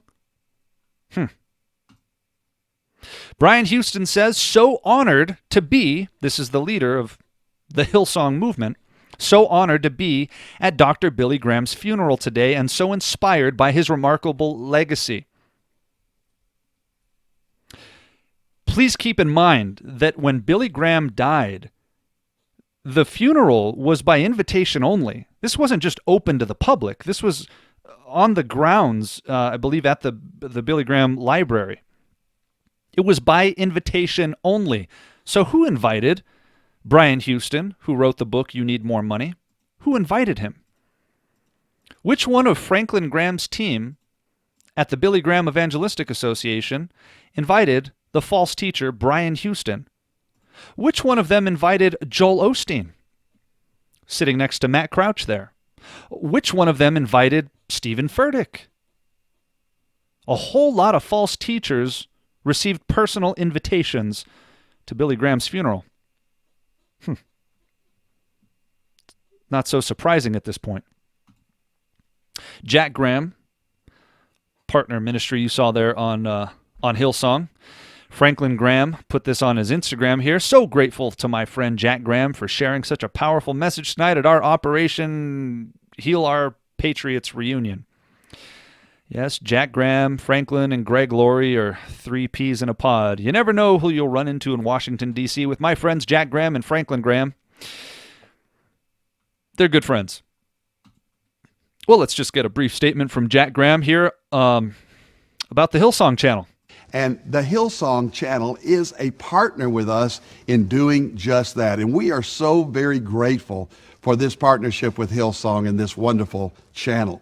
To those of you, Jack Graham is a partner with the Hillsong channel and all the heresy that they promote. Interesting. Well, maybe that's why he was under partner ministries on the Hillsong channel, right next to Billy Graham TV specials. So it's no surprise. Franklin Graham says what? Franklin Graham says nothing. If you say that you can't vote for Donald Trump because he's proud or what have you, whatever John Piper said, Franklin Graham will publicly confront you and disagree with you. But if you promote damnable doctrine, outright heresy, and blasphemy, Franklin Graham will say nothing.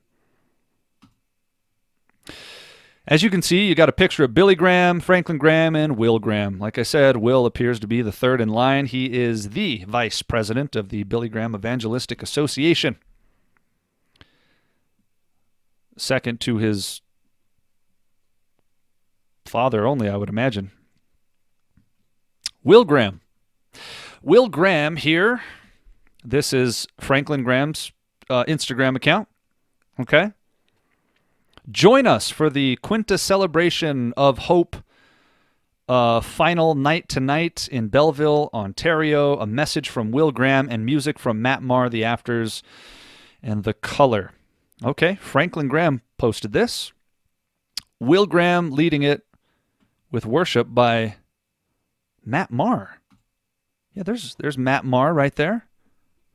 This is, of course, posted by the Billy Graham Evangelistic Association of Canada. Matt Maher, the very outspoken and not so shy Catholic. Yes, this Matt Maher. Matt Maher is an open, outspoken Catholic. And not only that, he's a Catholic that loves these new apostolic Reformation guys. He loves these crazy revivalists like Todd White and Bill Johnson and Mike Bickle. Matt Maher loves false prophets, and why wouldn't he? Since he subjects himself to an antichrist like Pope Francis. But that's who the second in command of the Billy Graham Evangelistic Association invites to lead worship for him. And of course, Franklin Graham wants you to go. Franklin Graham wants to feed you to the false doctrine of Matt Maher. Isn't that brilliant? How about Jeremy Camp? I'm sure you heard that name, right? He can't be bad. Come on, Josh, you're just picking fights at this point. Overwhelmed yet? Well, Franklin Graham picks a name that's popular, takes him on tour, because you have to get somebody to draw the crowd. So you need a name like Kerry Job or Hillsong or David Crowder or Matt Maher or Jeremy Camp. Yep, Jeremy Camp, there he goes. It's a blessing to have Jeremy Camp with us on the Decision America Tar Heel State Tour. Yep, this the Jeremy Camp that performs at Catholic conferences. This one? Catholic Diocese of St. Petersburg. In case you missed hearing it on Spirit FM, we're thrilled to announce that hit Christian artist Jeremy Camp will be performing at the Family Faith Fest. The fest is on October... Yeah, the Family Faith Fest, it says here, is organized by the Catholic Diocese of St. Petersburg in recognition of their 50th anniversary. This is just a big Catholic event. You think Jeremy Camp went there and said, hey, let me share the truth with you and try to persuade you to vacate this apostate false church that we call Catholicism? Why would he? Why would he, since when Franklin Graham hosted an event at Three Rivers Stadium, he partnered with 12 different parishes and made sure that their priests were standing by in case a cradle Catholic needed to be fed back in to Rome. Well, there's Jeremy Camp hanging out with Levi Lusko, something of a protege of Stephen Furtick and Carl Lentz, very friendly with those guys. There's Jeremy Camp with Nick Hall at the Together event that had Tim Tebow. There's Ravi Zacharias there.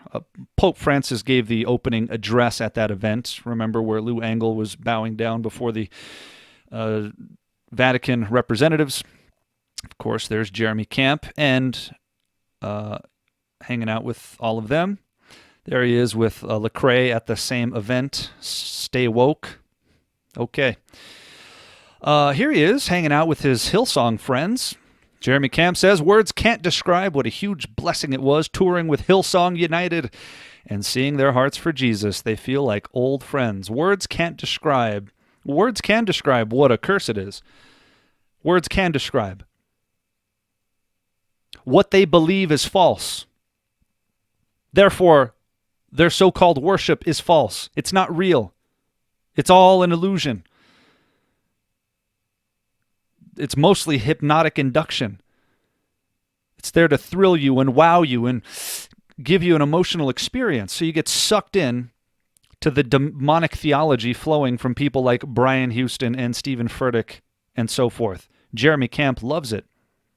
That's Franklin Graham's touring partner.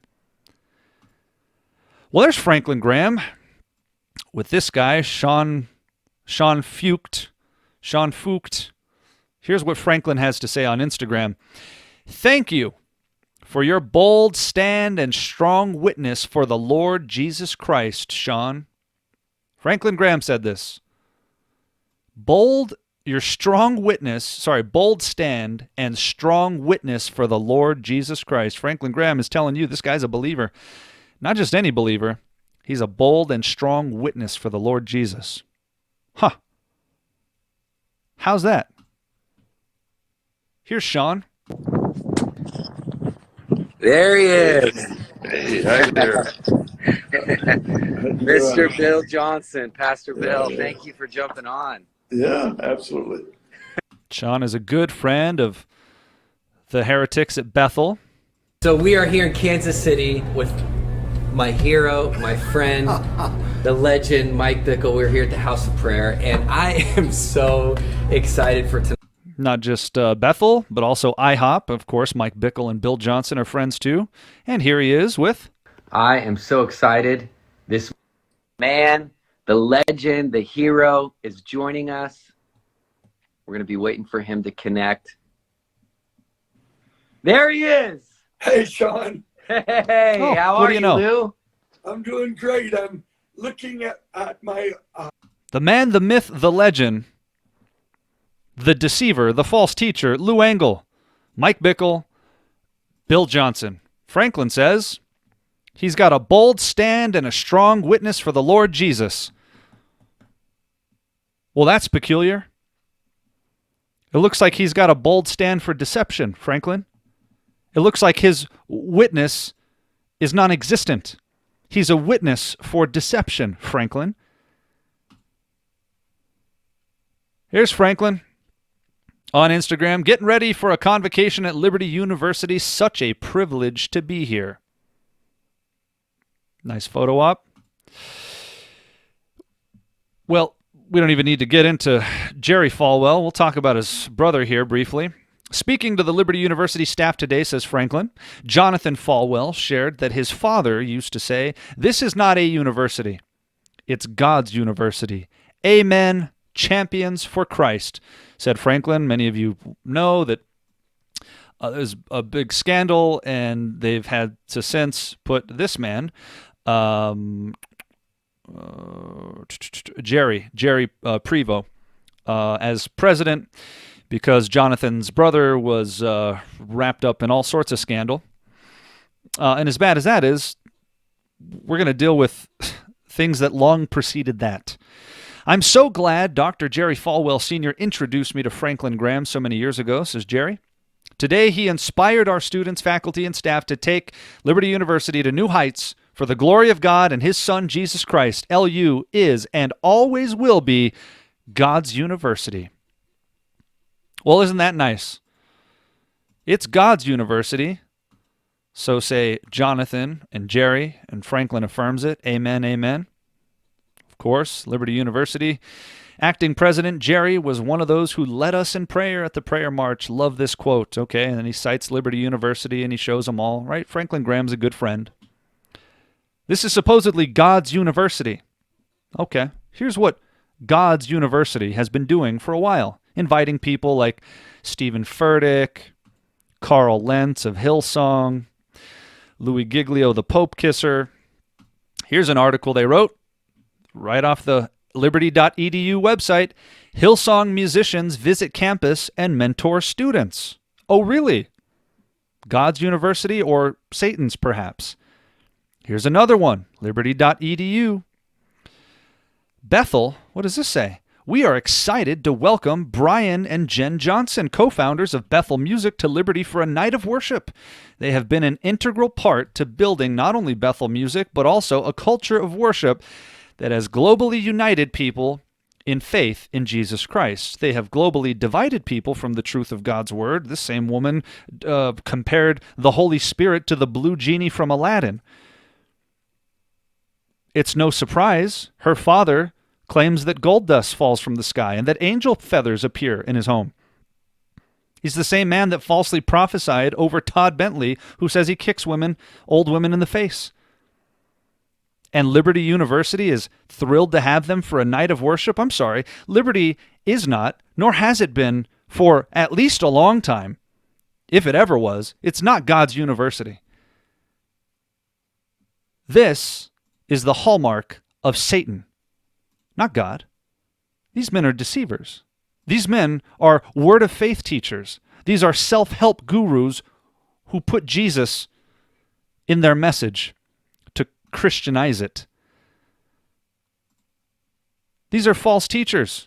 But Jerry says, I'm grateful my good friend Franklin Graham, who inspired our students at his convocation this morning, to not compromise. I can't even stomach the irony.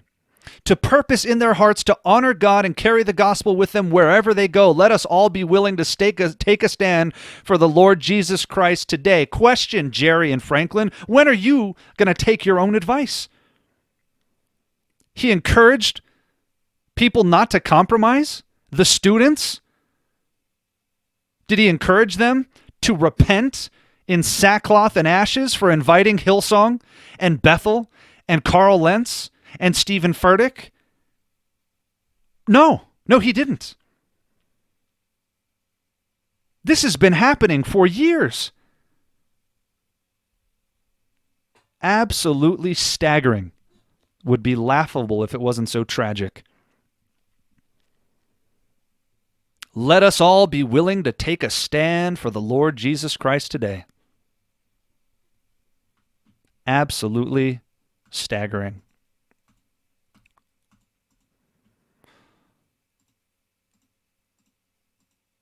All right.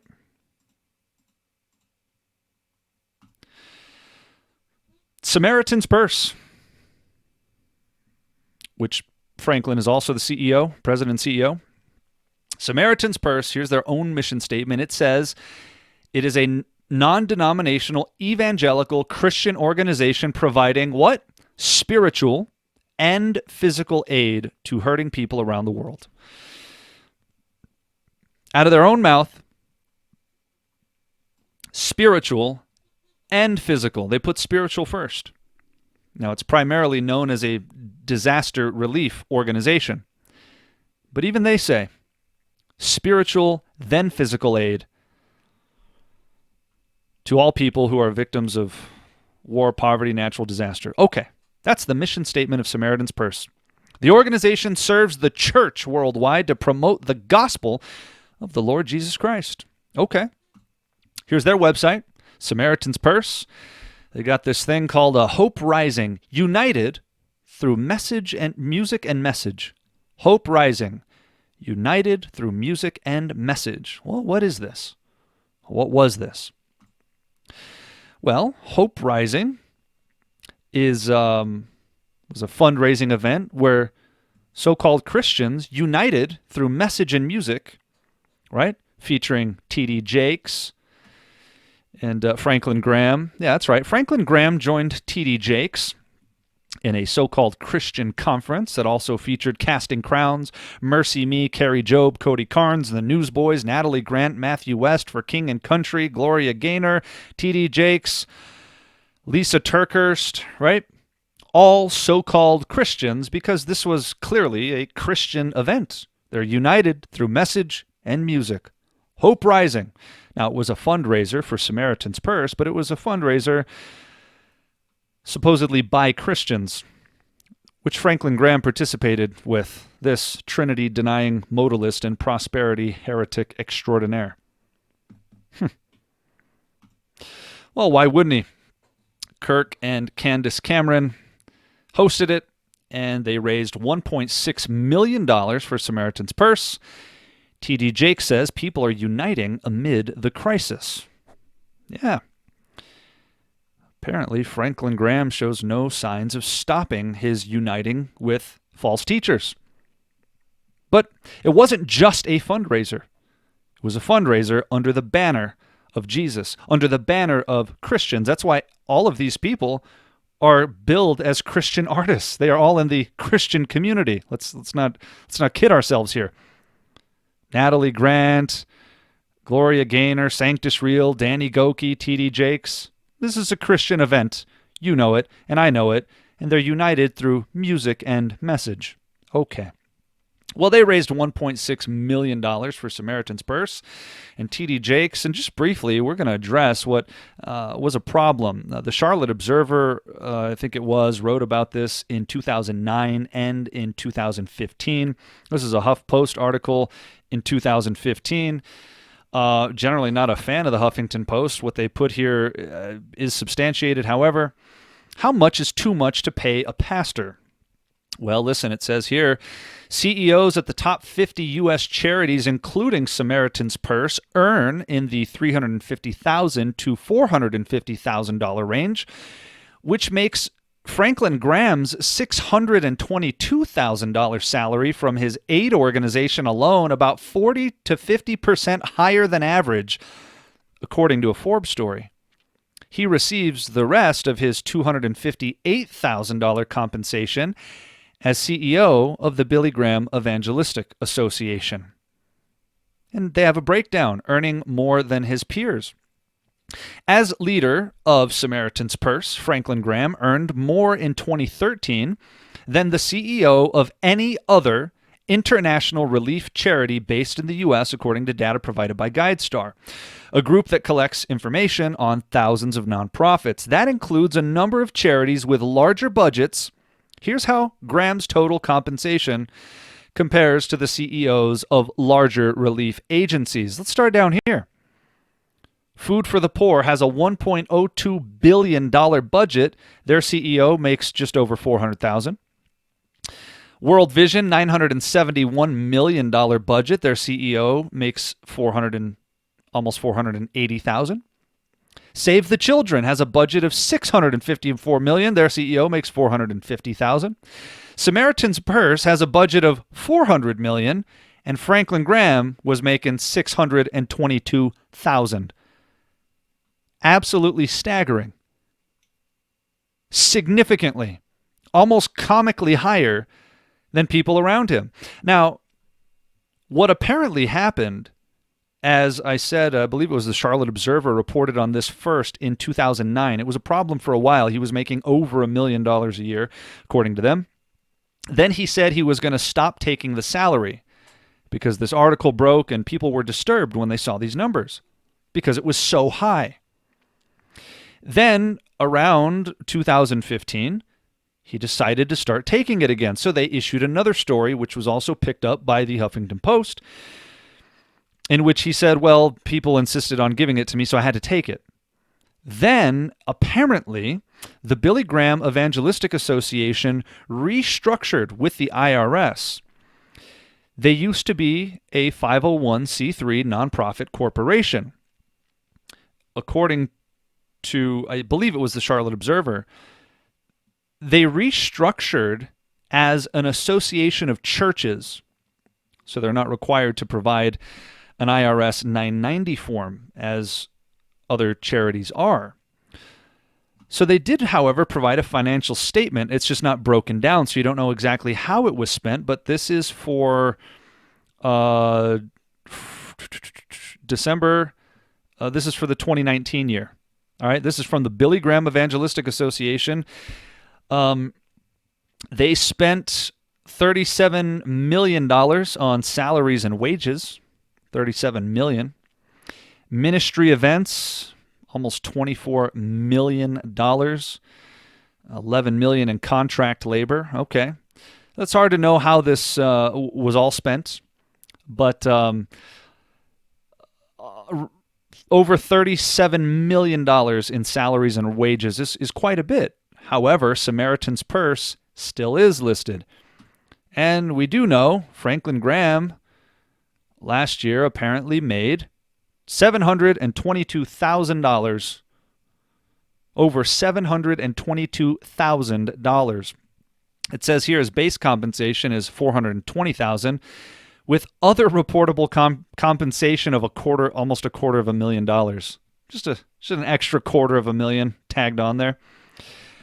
So how much did he get from the Billy Graham Evangelistic Association? Well, we don't know. It's not broken down. We just know that a total of over $37 million was paid in salaries. The point is, Franklin Graham makes a lot of money. And apparently so much that his designated salary is radically higher than it needs to be, right? Some people are required in a charity situation. There's a certain amount allotted as a designated fund.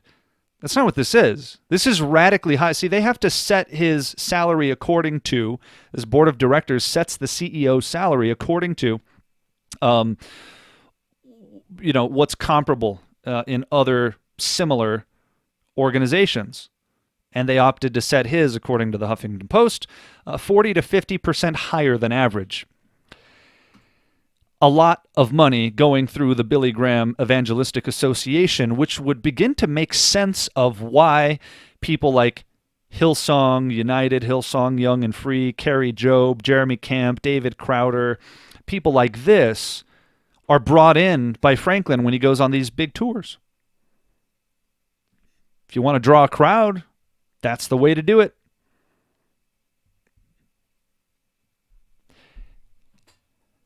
It's pretty telling on the surface of it. $722,000 a year for old Franklin. That's just from Samaritan's Purse, which is a disaster relief organization. Keep that in mind. Switching gears here. Dr. Tony Evans. Racial Unity Live, an event which includes one of the board of directors for the Billy Graham Evangelistic Association, old Greg Laurie there. You got Christine Kane, who I believe was reared in the Hillsong movement, who's she's Joyce Meyer 2.0. Longtime student of Joyce Meyer, loves Joyce Meyer, friends with Beth Moore. T.D. Jakes is an inspiration to her. She is a Word of Faith teacher, and a woman who loves to have authority over men. John Gray, former pastor, so-called, at Joel Osteen's church, Levi Lusko, and Nona Jones. Okay, who's Nona Jones? Well, Nona Jones is a friend of the Billy Graham Evangelistic Association. Billy Graham Radio up here. This is posted by the Billy Graham Evangelistic Association on Instagram. Forgiveness is freedom, and Nona Jones is living proof of that. Find strength to forgive those who have hurt you while listening to the Facebook executive share her story with Billy Graham Radio. Huh. Nona Jones, all right, being promoted by Billy Graham. Let's get a little excerpt from this Racial Unity Live event, which was really bizarre. It was a collection of black and white so-called Christian leaders, and they paired one of the black people up with one of the white people so that they could tell the white people how guilty they were of being, racist because they're white. It was basically a talking to by all of the black Christian leaders to all of the white Christian leaders, and it went something like this. Lord God, as a white woman, I ask in Jesus' name that we, the white church, Father, would continue to be awakened to how we, Father, have been part of enabling this injustice of racism to go on for far too long, and that, Father, it has broken your heart. God, may it continue to break our hearts, and Father, may we, your church, rise up in this hour in a spirit of lament and repentance and then action, Father, a commitment. Okay, that's about enough. Christine Caine has always been insufferable, but she's taken it to new heights here with Nona Jones, head of faith-based partnerships, Facebook. Why is Billy Graham, Evangelistic Association, promoting this woman? It's a good question. Well, who's the one that shared Racial Unity Live here? This is Franklin Graham. This is his Instagram account, people. Franklin Graham, look it, posted, it says, Dr. Tony Evans today, God bless you. Franklin Graham posted this on his Instagram page because he wanted you to watch this garbage with Levi Lusko, John Gray, Nona Jones, Greg Laurie, and Christine Caine, where all the white people could apologize for being white and how systemic racism is a thing. You know, like his friend Nick Hall, who's a supporter of the Marxist Black Lives Matter movement. So, does Franklin Graham, did he even read the flyer, Racial Unity Live? Did he have a question about it? Does he know who any of these people are? Well, he must. He knows who Greg Laurie is. It's a good friend of his. Greg Laurie's one of his board of directors. So this whole disgusting event, there's Greg Laurie with Tony Evans, right? You got one black guy and one white guy so that the white person could apologize. There's Levi Lusko and John Gray, right? So he could apologize for his part in being white, right? And systemic racism. Well done, Franklin. Even by your own conservative political standards, this is stupid. But that's what Franklin Graham's promoting. And quite frankly, that's the least offensive element of this. And that's highly offensive because it's ridiculous. There's a problem with systemic stupidity in America at this point, not systemic racism.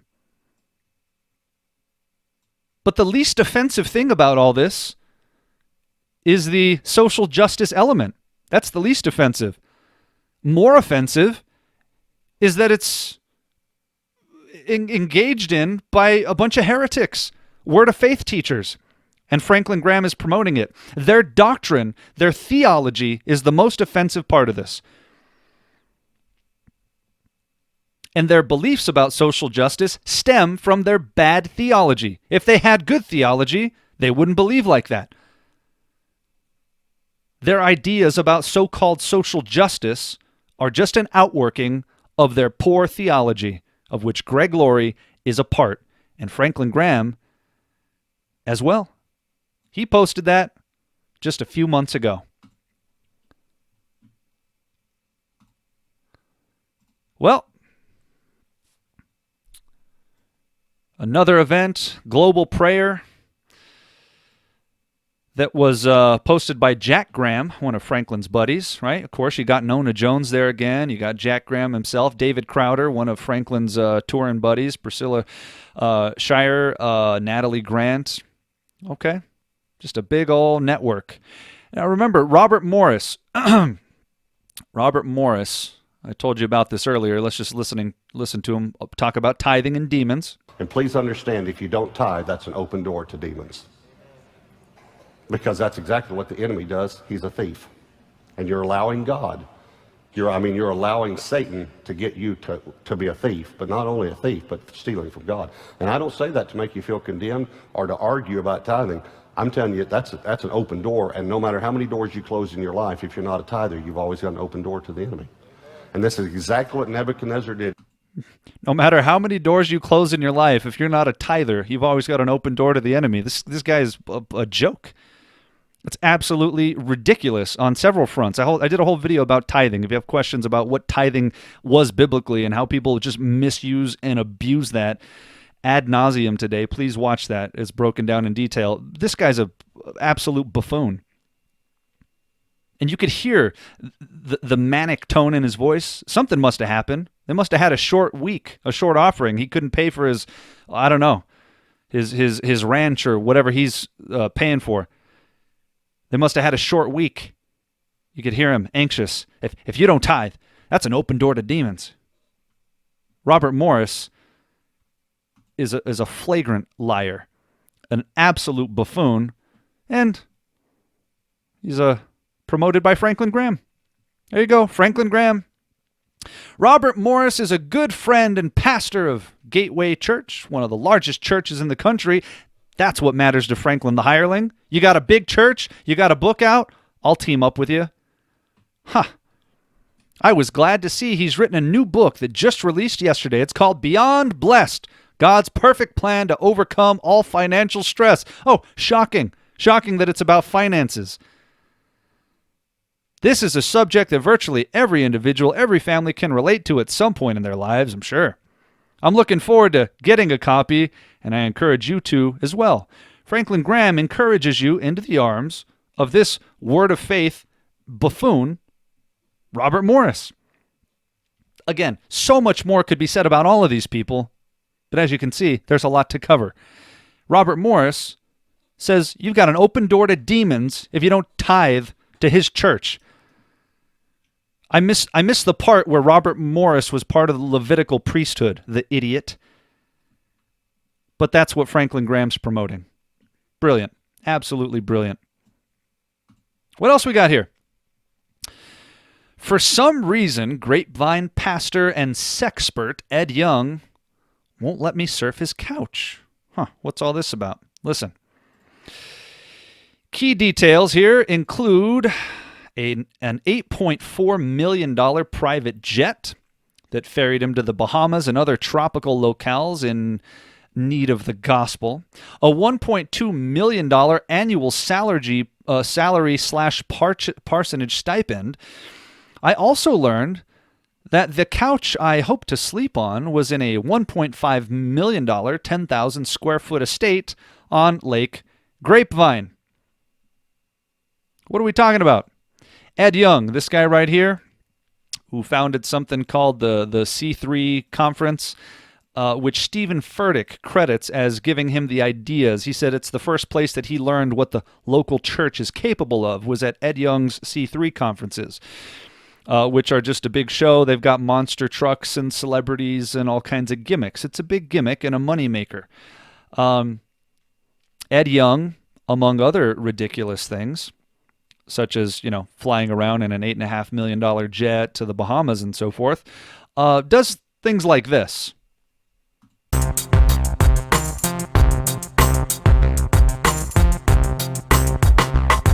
Bill Hybels started the revival from the Bible. Acts 2 tells you what to do. Joe was smiling, mullet profiling. On TV again, can I say amen? Pentecostal, the gospel, a Calvinistic, Baptistic, legalistic. Call it what you want, it's pessimistic. It's kinda hyper, trying to decipher John Piper. What do you say? What do you say to such idiocy? I don't know what to be more offended at. The fact that this is so cringeworthy and ridiculous, or the fact that this guy calls himself a pastor. This is on every level, from the purely human to the biblical. This is absurd. This is Ed Young. Ed Young, another Word of Faith prosperity teacher. Why are you talking about Ed Young, Josh? Friend of Joel Osteen, no shocker there, right? Ed Young, a talk with Ed Young and Joel Osteen. Well, because this is one of the guys Franklin Graham prays with and dedicates stuff to. This is a Samaritan's Purse podium. If you don't know their logo, that's what it is. There's a Samaritan's Purse trailer back there. Grateful to Dr. Paige Patterson, says Franklin Graham. Dr. Ed Young, that's him right there. And Fellowship Church, that's his church. And Reverend James Dobson for coming today and praying for this new ministry center and all the Samaritan's Purse volunteers and staff.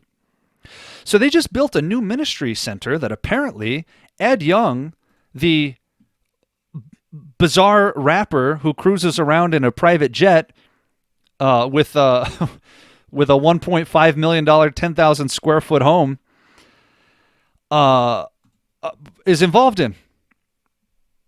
This is who Franklin Graham is promoting on his own Instagram page. This is who he invites to pray with him, Ed Young. How many? This isn't one person. This isn't a lapse in judgment. This is a whole host of people. Franklin Graham can't keep himself away from heretics and false teachers and just theological idiocy. Ed Young, you're great. Do you know who he is, Franklin? Or are you just putting your stamp of approval on everybody? Because if you are, you're a hireling. And if you know who he is, you're a willful deceiver.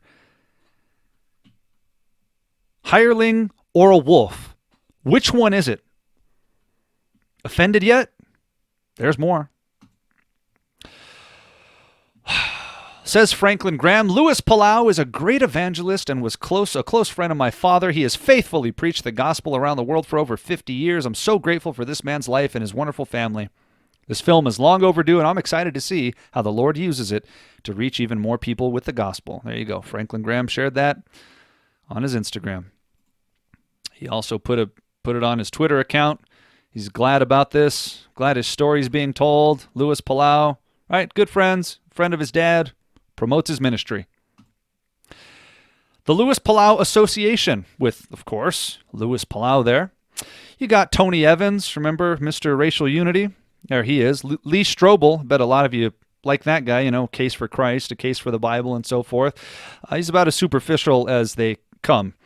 Making a case for the Bible and making a case for Louis Palau cannot coexist. You'll see why in a moment. David Platt. Of course, you got Hillsong United down here, and Matt Redman, I believe he's a Catholic, and if he's not, he might as well be.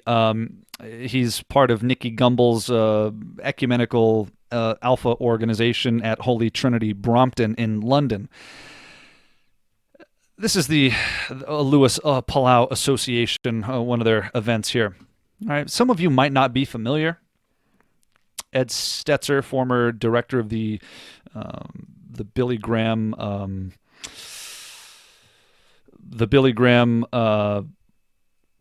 Museum at Wheaton, which I think is no longer there. In any event, here's an interview he's doing with Louis Palau talking about the Pope. Is Pope Francis a brother in Christ? Pretty straightforward question. Is a man who has you call him Holy Father bow down and kiss his ring and believes Jesus turns into a piece of bread and wine, is he a brother in Christ? A man who practices necromancy and all sorts of insanely, overtly blasphemous things. Is he a brother in Christ? A man who arguably occupies a position that typifies the Antichrist more than any other position around today. Literally having people ascribe to him titles that are reserved for God alone. Is he a brother in Christ? Well, let's hear. Where would you put Pope Francis in that? Is he kind of part of the broad Christian tradition, or would you see him and say he's a brother in the Lord? You know, only God knows the heart. Yeah. But I would say from the love that he has for the Bible, the reverence for Jesus Christ above all else, and I say that forcefully and cleverly, and the way he prays to God the Father, you can sense when a person knows God as Father, not just as God or the leader of our religion or our hero type of thing. I would say that he trusts Jesus Christ. Now, some of the statements he makes in his new position make me slightly nervous, and if I had a chance to talk personally, I would bring it up. Talking about a specific thing that the Pope said.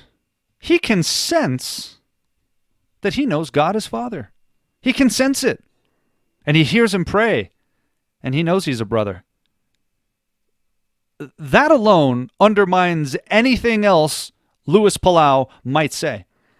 He doesn't make a reference to the doctrine of the Catholic Church, the dogmas they've espoused for centuries. He doesn't make a reference to that. He doesn't say, no, that's impossible because the Catholic Church teaches things fundamentally opposed to God's word, and those two things can't coexist. He says, no, you can sense when somebody knows God as Father and not just as the leader of their religion, and I think he knows Christ. Now, we disagree about some stuff. Yeah, not unlike Eric Metaxas. Well, I'm not a Catholic, but I'm a very pro-Catholic non-Catholic. That's Louis Palau. He can sense that Pope Francis knows God as Father and is a believer in Christ. That's what he can sense. Well, you know what I can sense on the basis of this evidence? That there are those who profess to know God, Titus 1:16, but in their works deny him. There are those who claim to worship God in spirit, but there's no truth in them. There are those who welcome others that teach false doctrine, and according to 2 John, verse 11, partake or share in their wicked works, partake in their evil deeds. There are those who ignore the command of God in Romans 16 to mark and avoid those who are truly divisive because of the false doctrine that they espouse. Notice that verse, mark and avoid. In other words, divide yourself from those who divide themselves from God's word. But Franklin Graham has done so many good things, so many charitable things. He gives away shoe boxes every Christmas. So if you do enough humanitarian works, it's okay to commit treason against God's word? Is that the defense that you're entertaining in your mind? But I've heard him preach the gospel. So, as long as you say enough right things, you can also promote damnable things simultaneously? No. No. You don't get to make allowances for this type of error. What you are seeing is a theme, is a trend of apostatizing, of departing from the faith. Because most of what Franklin Graham says is quite superficial. Does it mean it's all wrong? No. Do I think some people have benefited spiritually as a result? I'm sure they have. I've heard him make bold statements against Islam. And even today, I believe it was today, we'll check right now.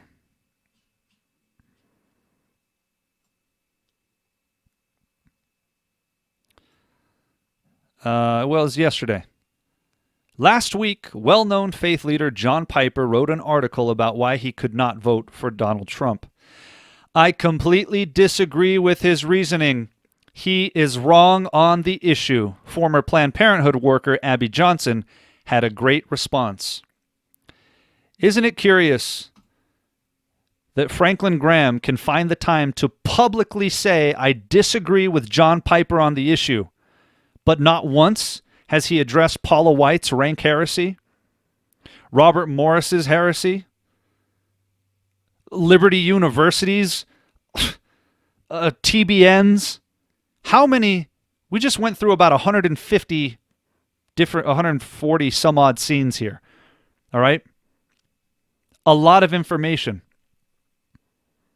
David Crowder, Hillsong, Carrie Job, Nick Hall. He found the time to disagree with John Piper about voting for Donald Trump. But when all of these people commit treason against Jesus Christ by denying his word, by denying God's word and putting something else in place of it, Franklin Graham has nothing to say. Couldn't find the time. Couldn't find the time to look into who Hillsong was. Found the time to read a John Piper article about Donald Trump. Couldn't find the time to read about Nick Hall's ecumenical gatherings? Or did he know the whole time and he just doesn't care? At some point, at this point, it's inexcusable.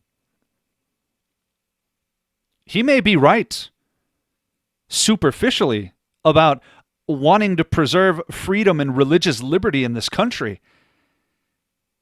Call yourself a political activist. Call yourself an evangelism for politics. Don't call yourself an evangelist to the Lord.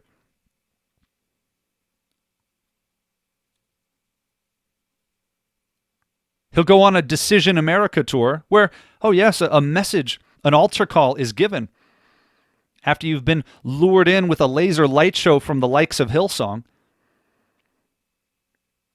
There's a reason Martin Lloyd-Jones had a problem with that sort of invitation method. It's because it tends toward euphoric experiences that don't last. It produces false converts. Even Billy Graham said he'd be surprised.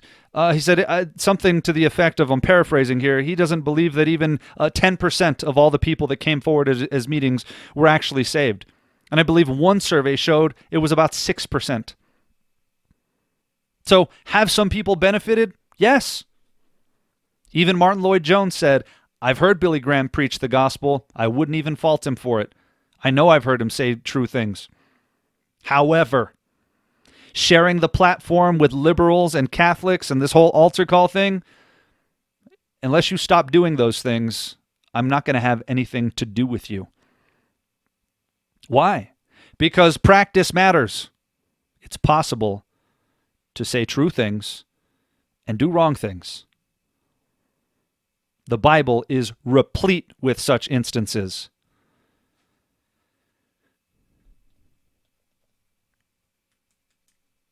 And those who should know better will endure a stricter judgment.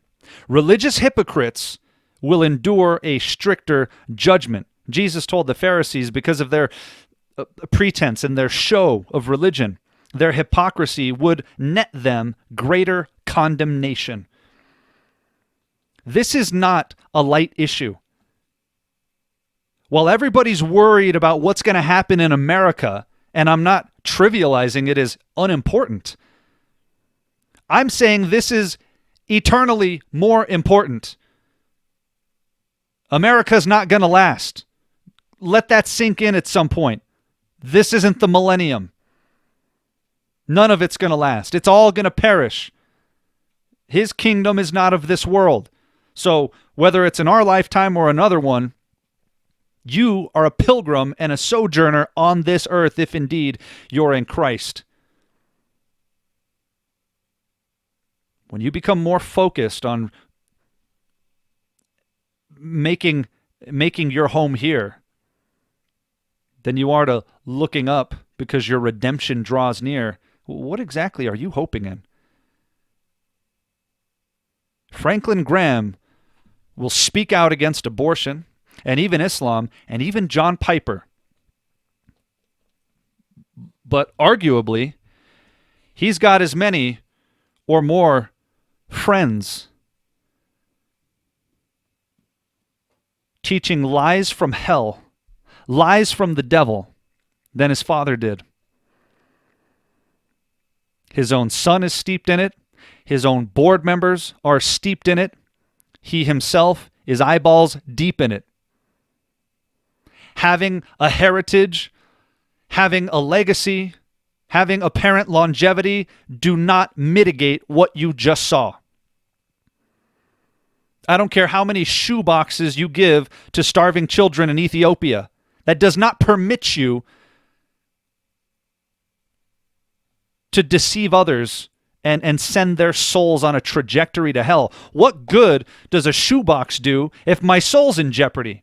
What good does my temporary happiness mean if my eternal happiness is in jeopardy, Franklin? By all means, give a cup of cold water. But if your own statement, mission statement, says you provide spiritual and physical help, how come there's not a greater importance placed on protect? Would they give shoeboxes that were contaminated and full of maggots? They wouldn't even dream of it. When they feed hungry people, do they feed them moldy, rotten food? They wouldn't even think of it.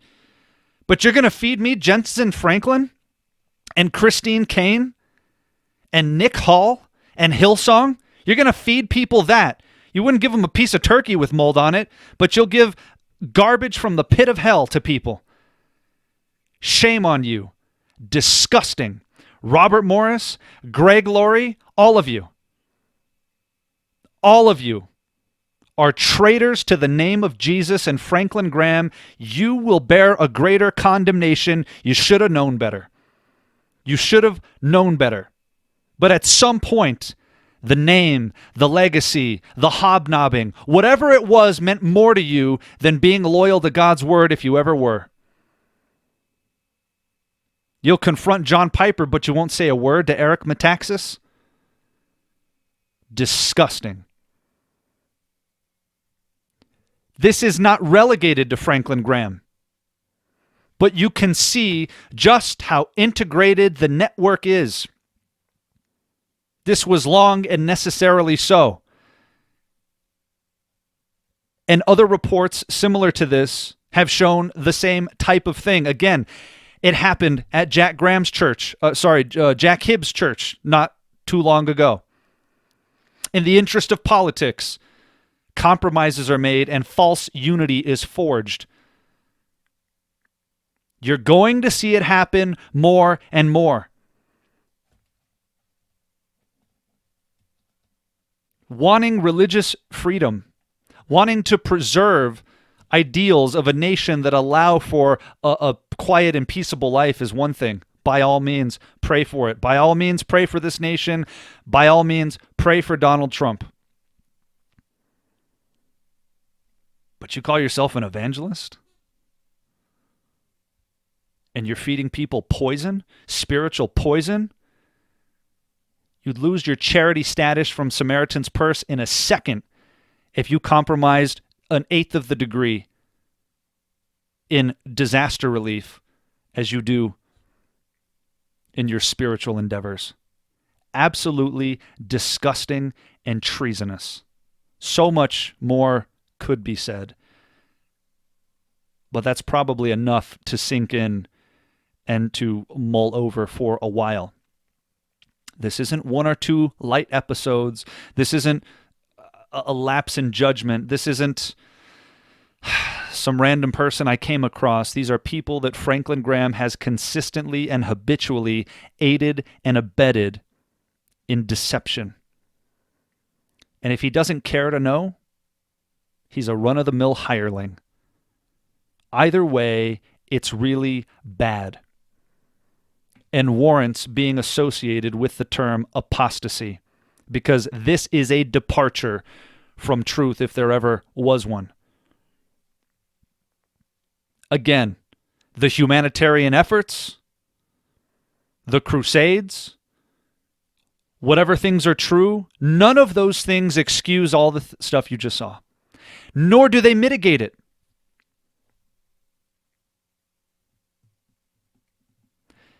They make him a hypocrite. He stands in greater condemnation as a result of those things.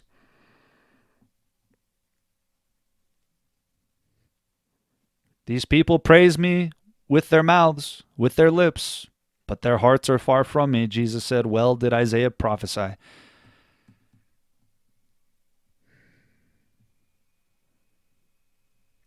You're going to see this happen more and more, and you might be tempted to coast on in a superficial existence. This is not walking by faith. This is not worshiping God in spirit and in truth. This is compromise and a departure from the faith. And it is a mandate from God that you separate yourselves from those who refuse to separate themselves from error. Or you separate yourselves from those who have separated themselves from truth. However you'd like to put it. You mark them, and then you avoid them. You avoid them.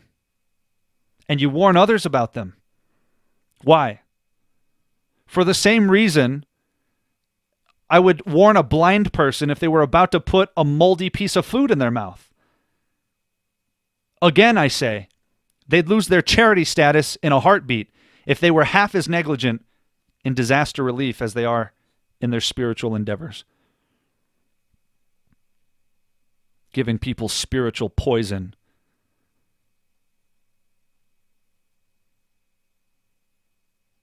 Capping off your spiritual waywardness with Jesus died for you on the cross does not mitigate or excuse what you just saw. This is vital error.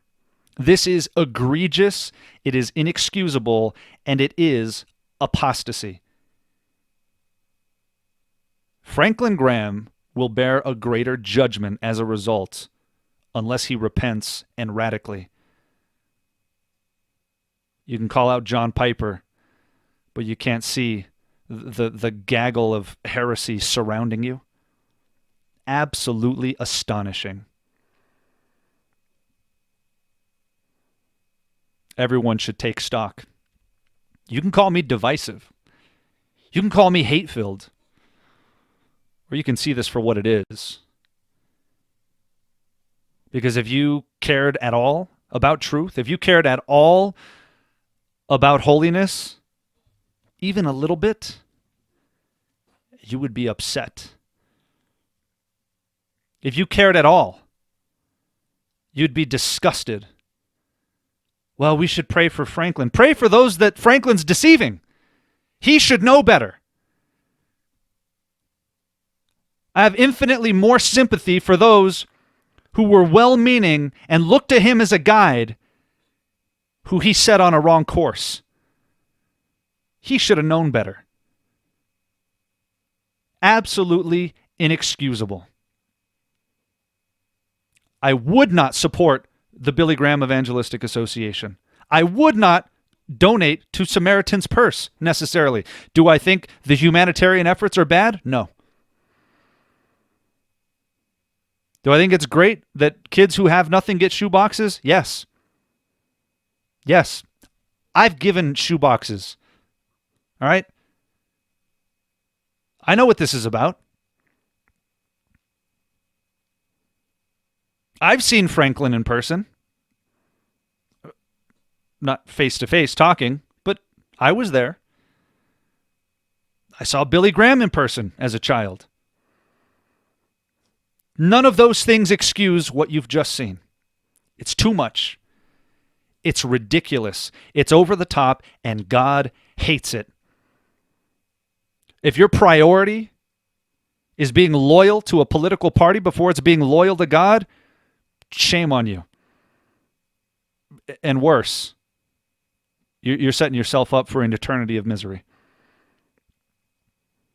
That doesn't mean I agree with John Piper. I think he's a complete buffoon anyway. Before his statements about Trump, John Piper's doing Lectio Divina with Beth Moore years ago, who called Rick Warren a brilliant man. Well, guess what? John Piper and Franklin Graham have a lot of the same friends. They're both condemned on the same basis. My point is, you're going to notice the convergence and the galvanizing and the uniting of people under the banner of politics in the interest of saving America, because we have a common goal. Having a common enemy is not a good basis for fellowship. It's a dangerous one. It's a potentially damnable one. No. Unite with people on the basis of unity of the Spirit, the Holy Spirit, who is also called the Spirit of truth. John chapter 4.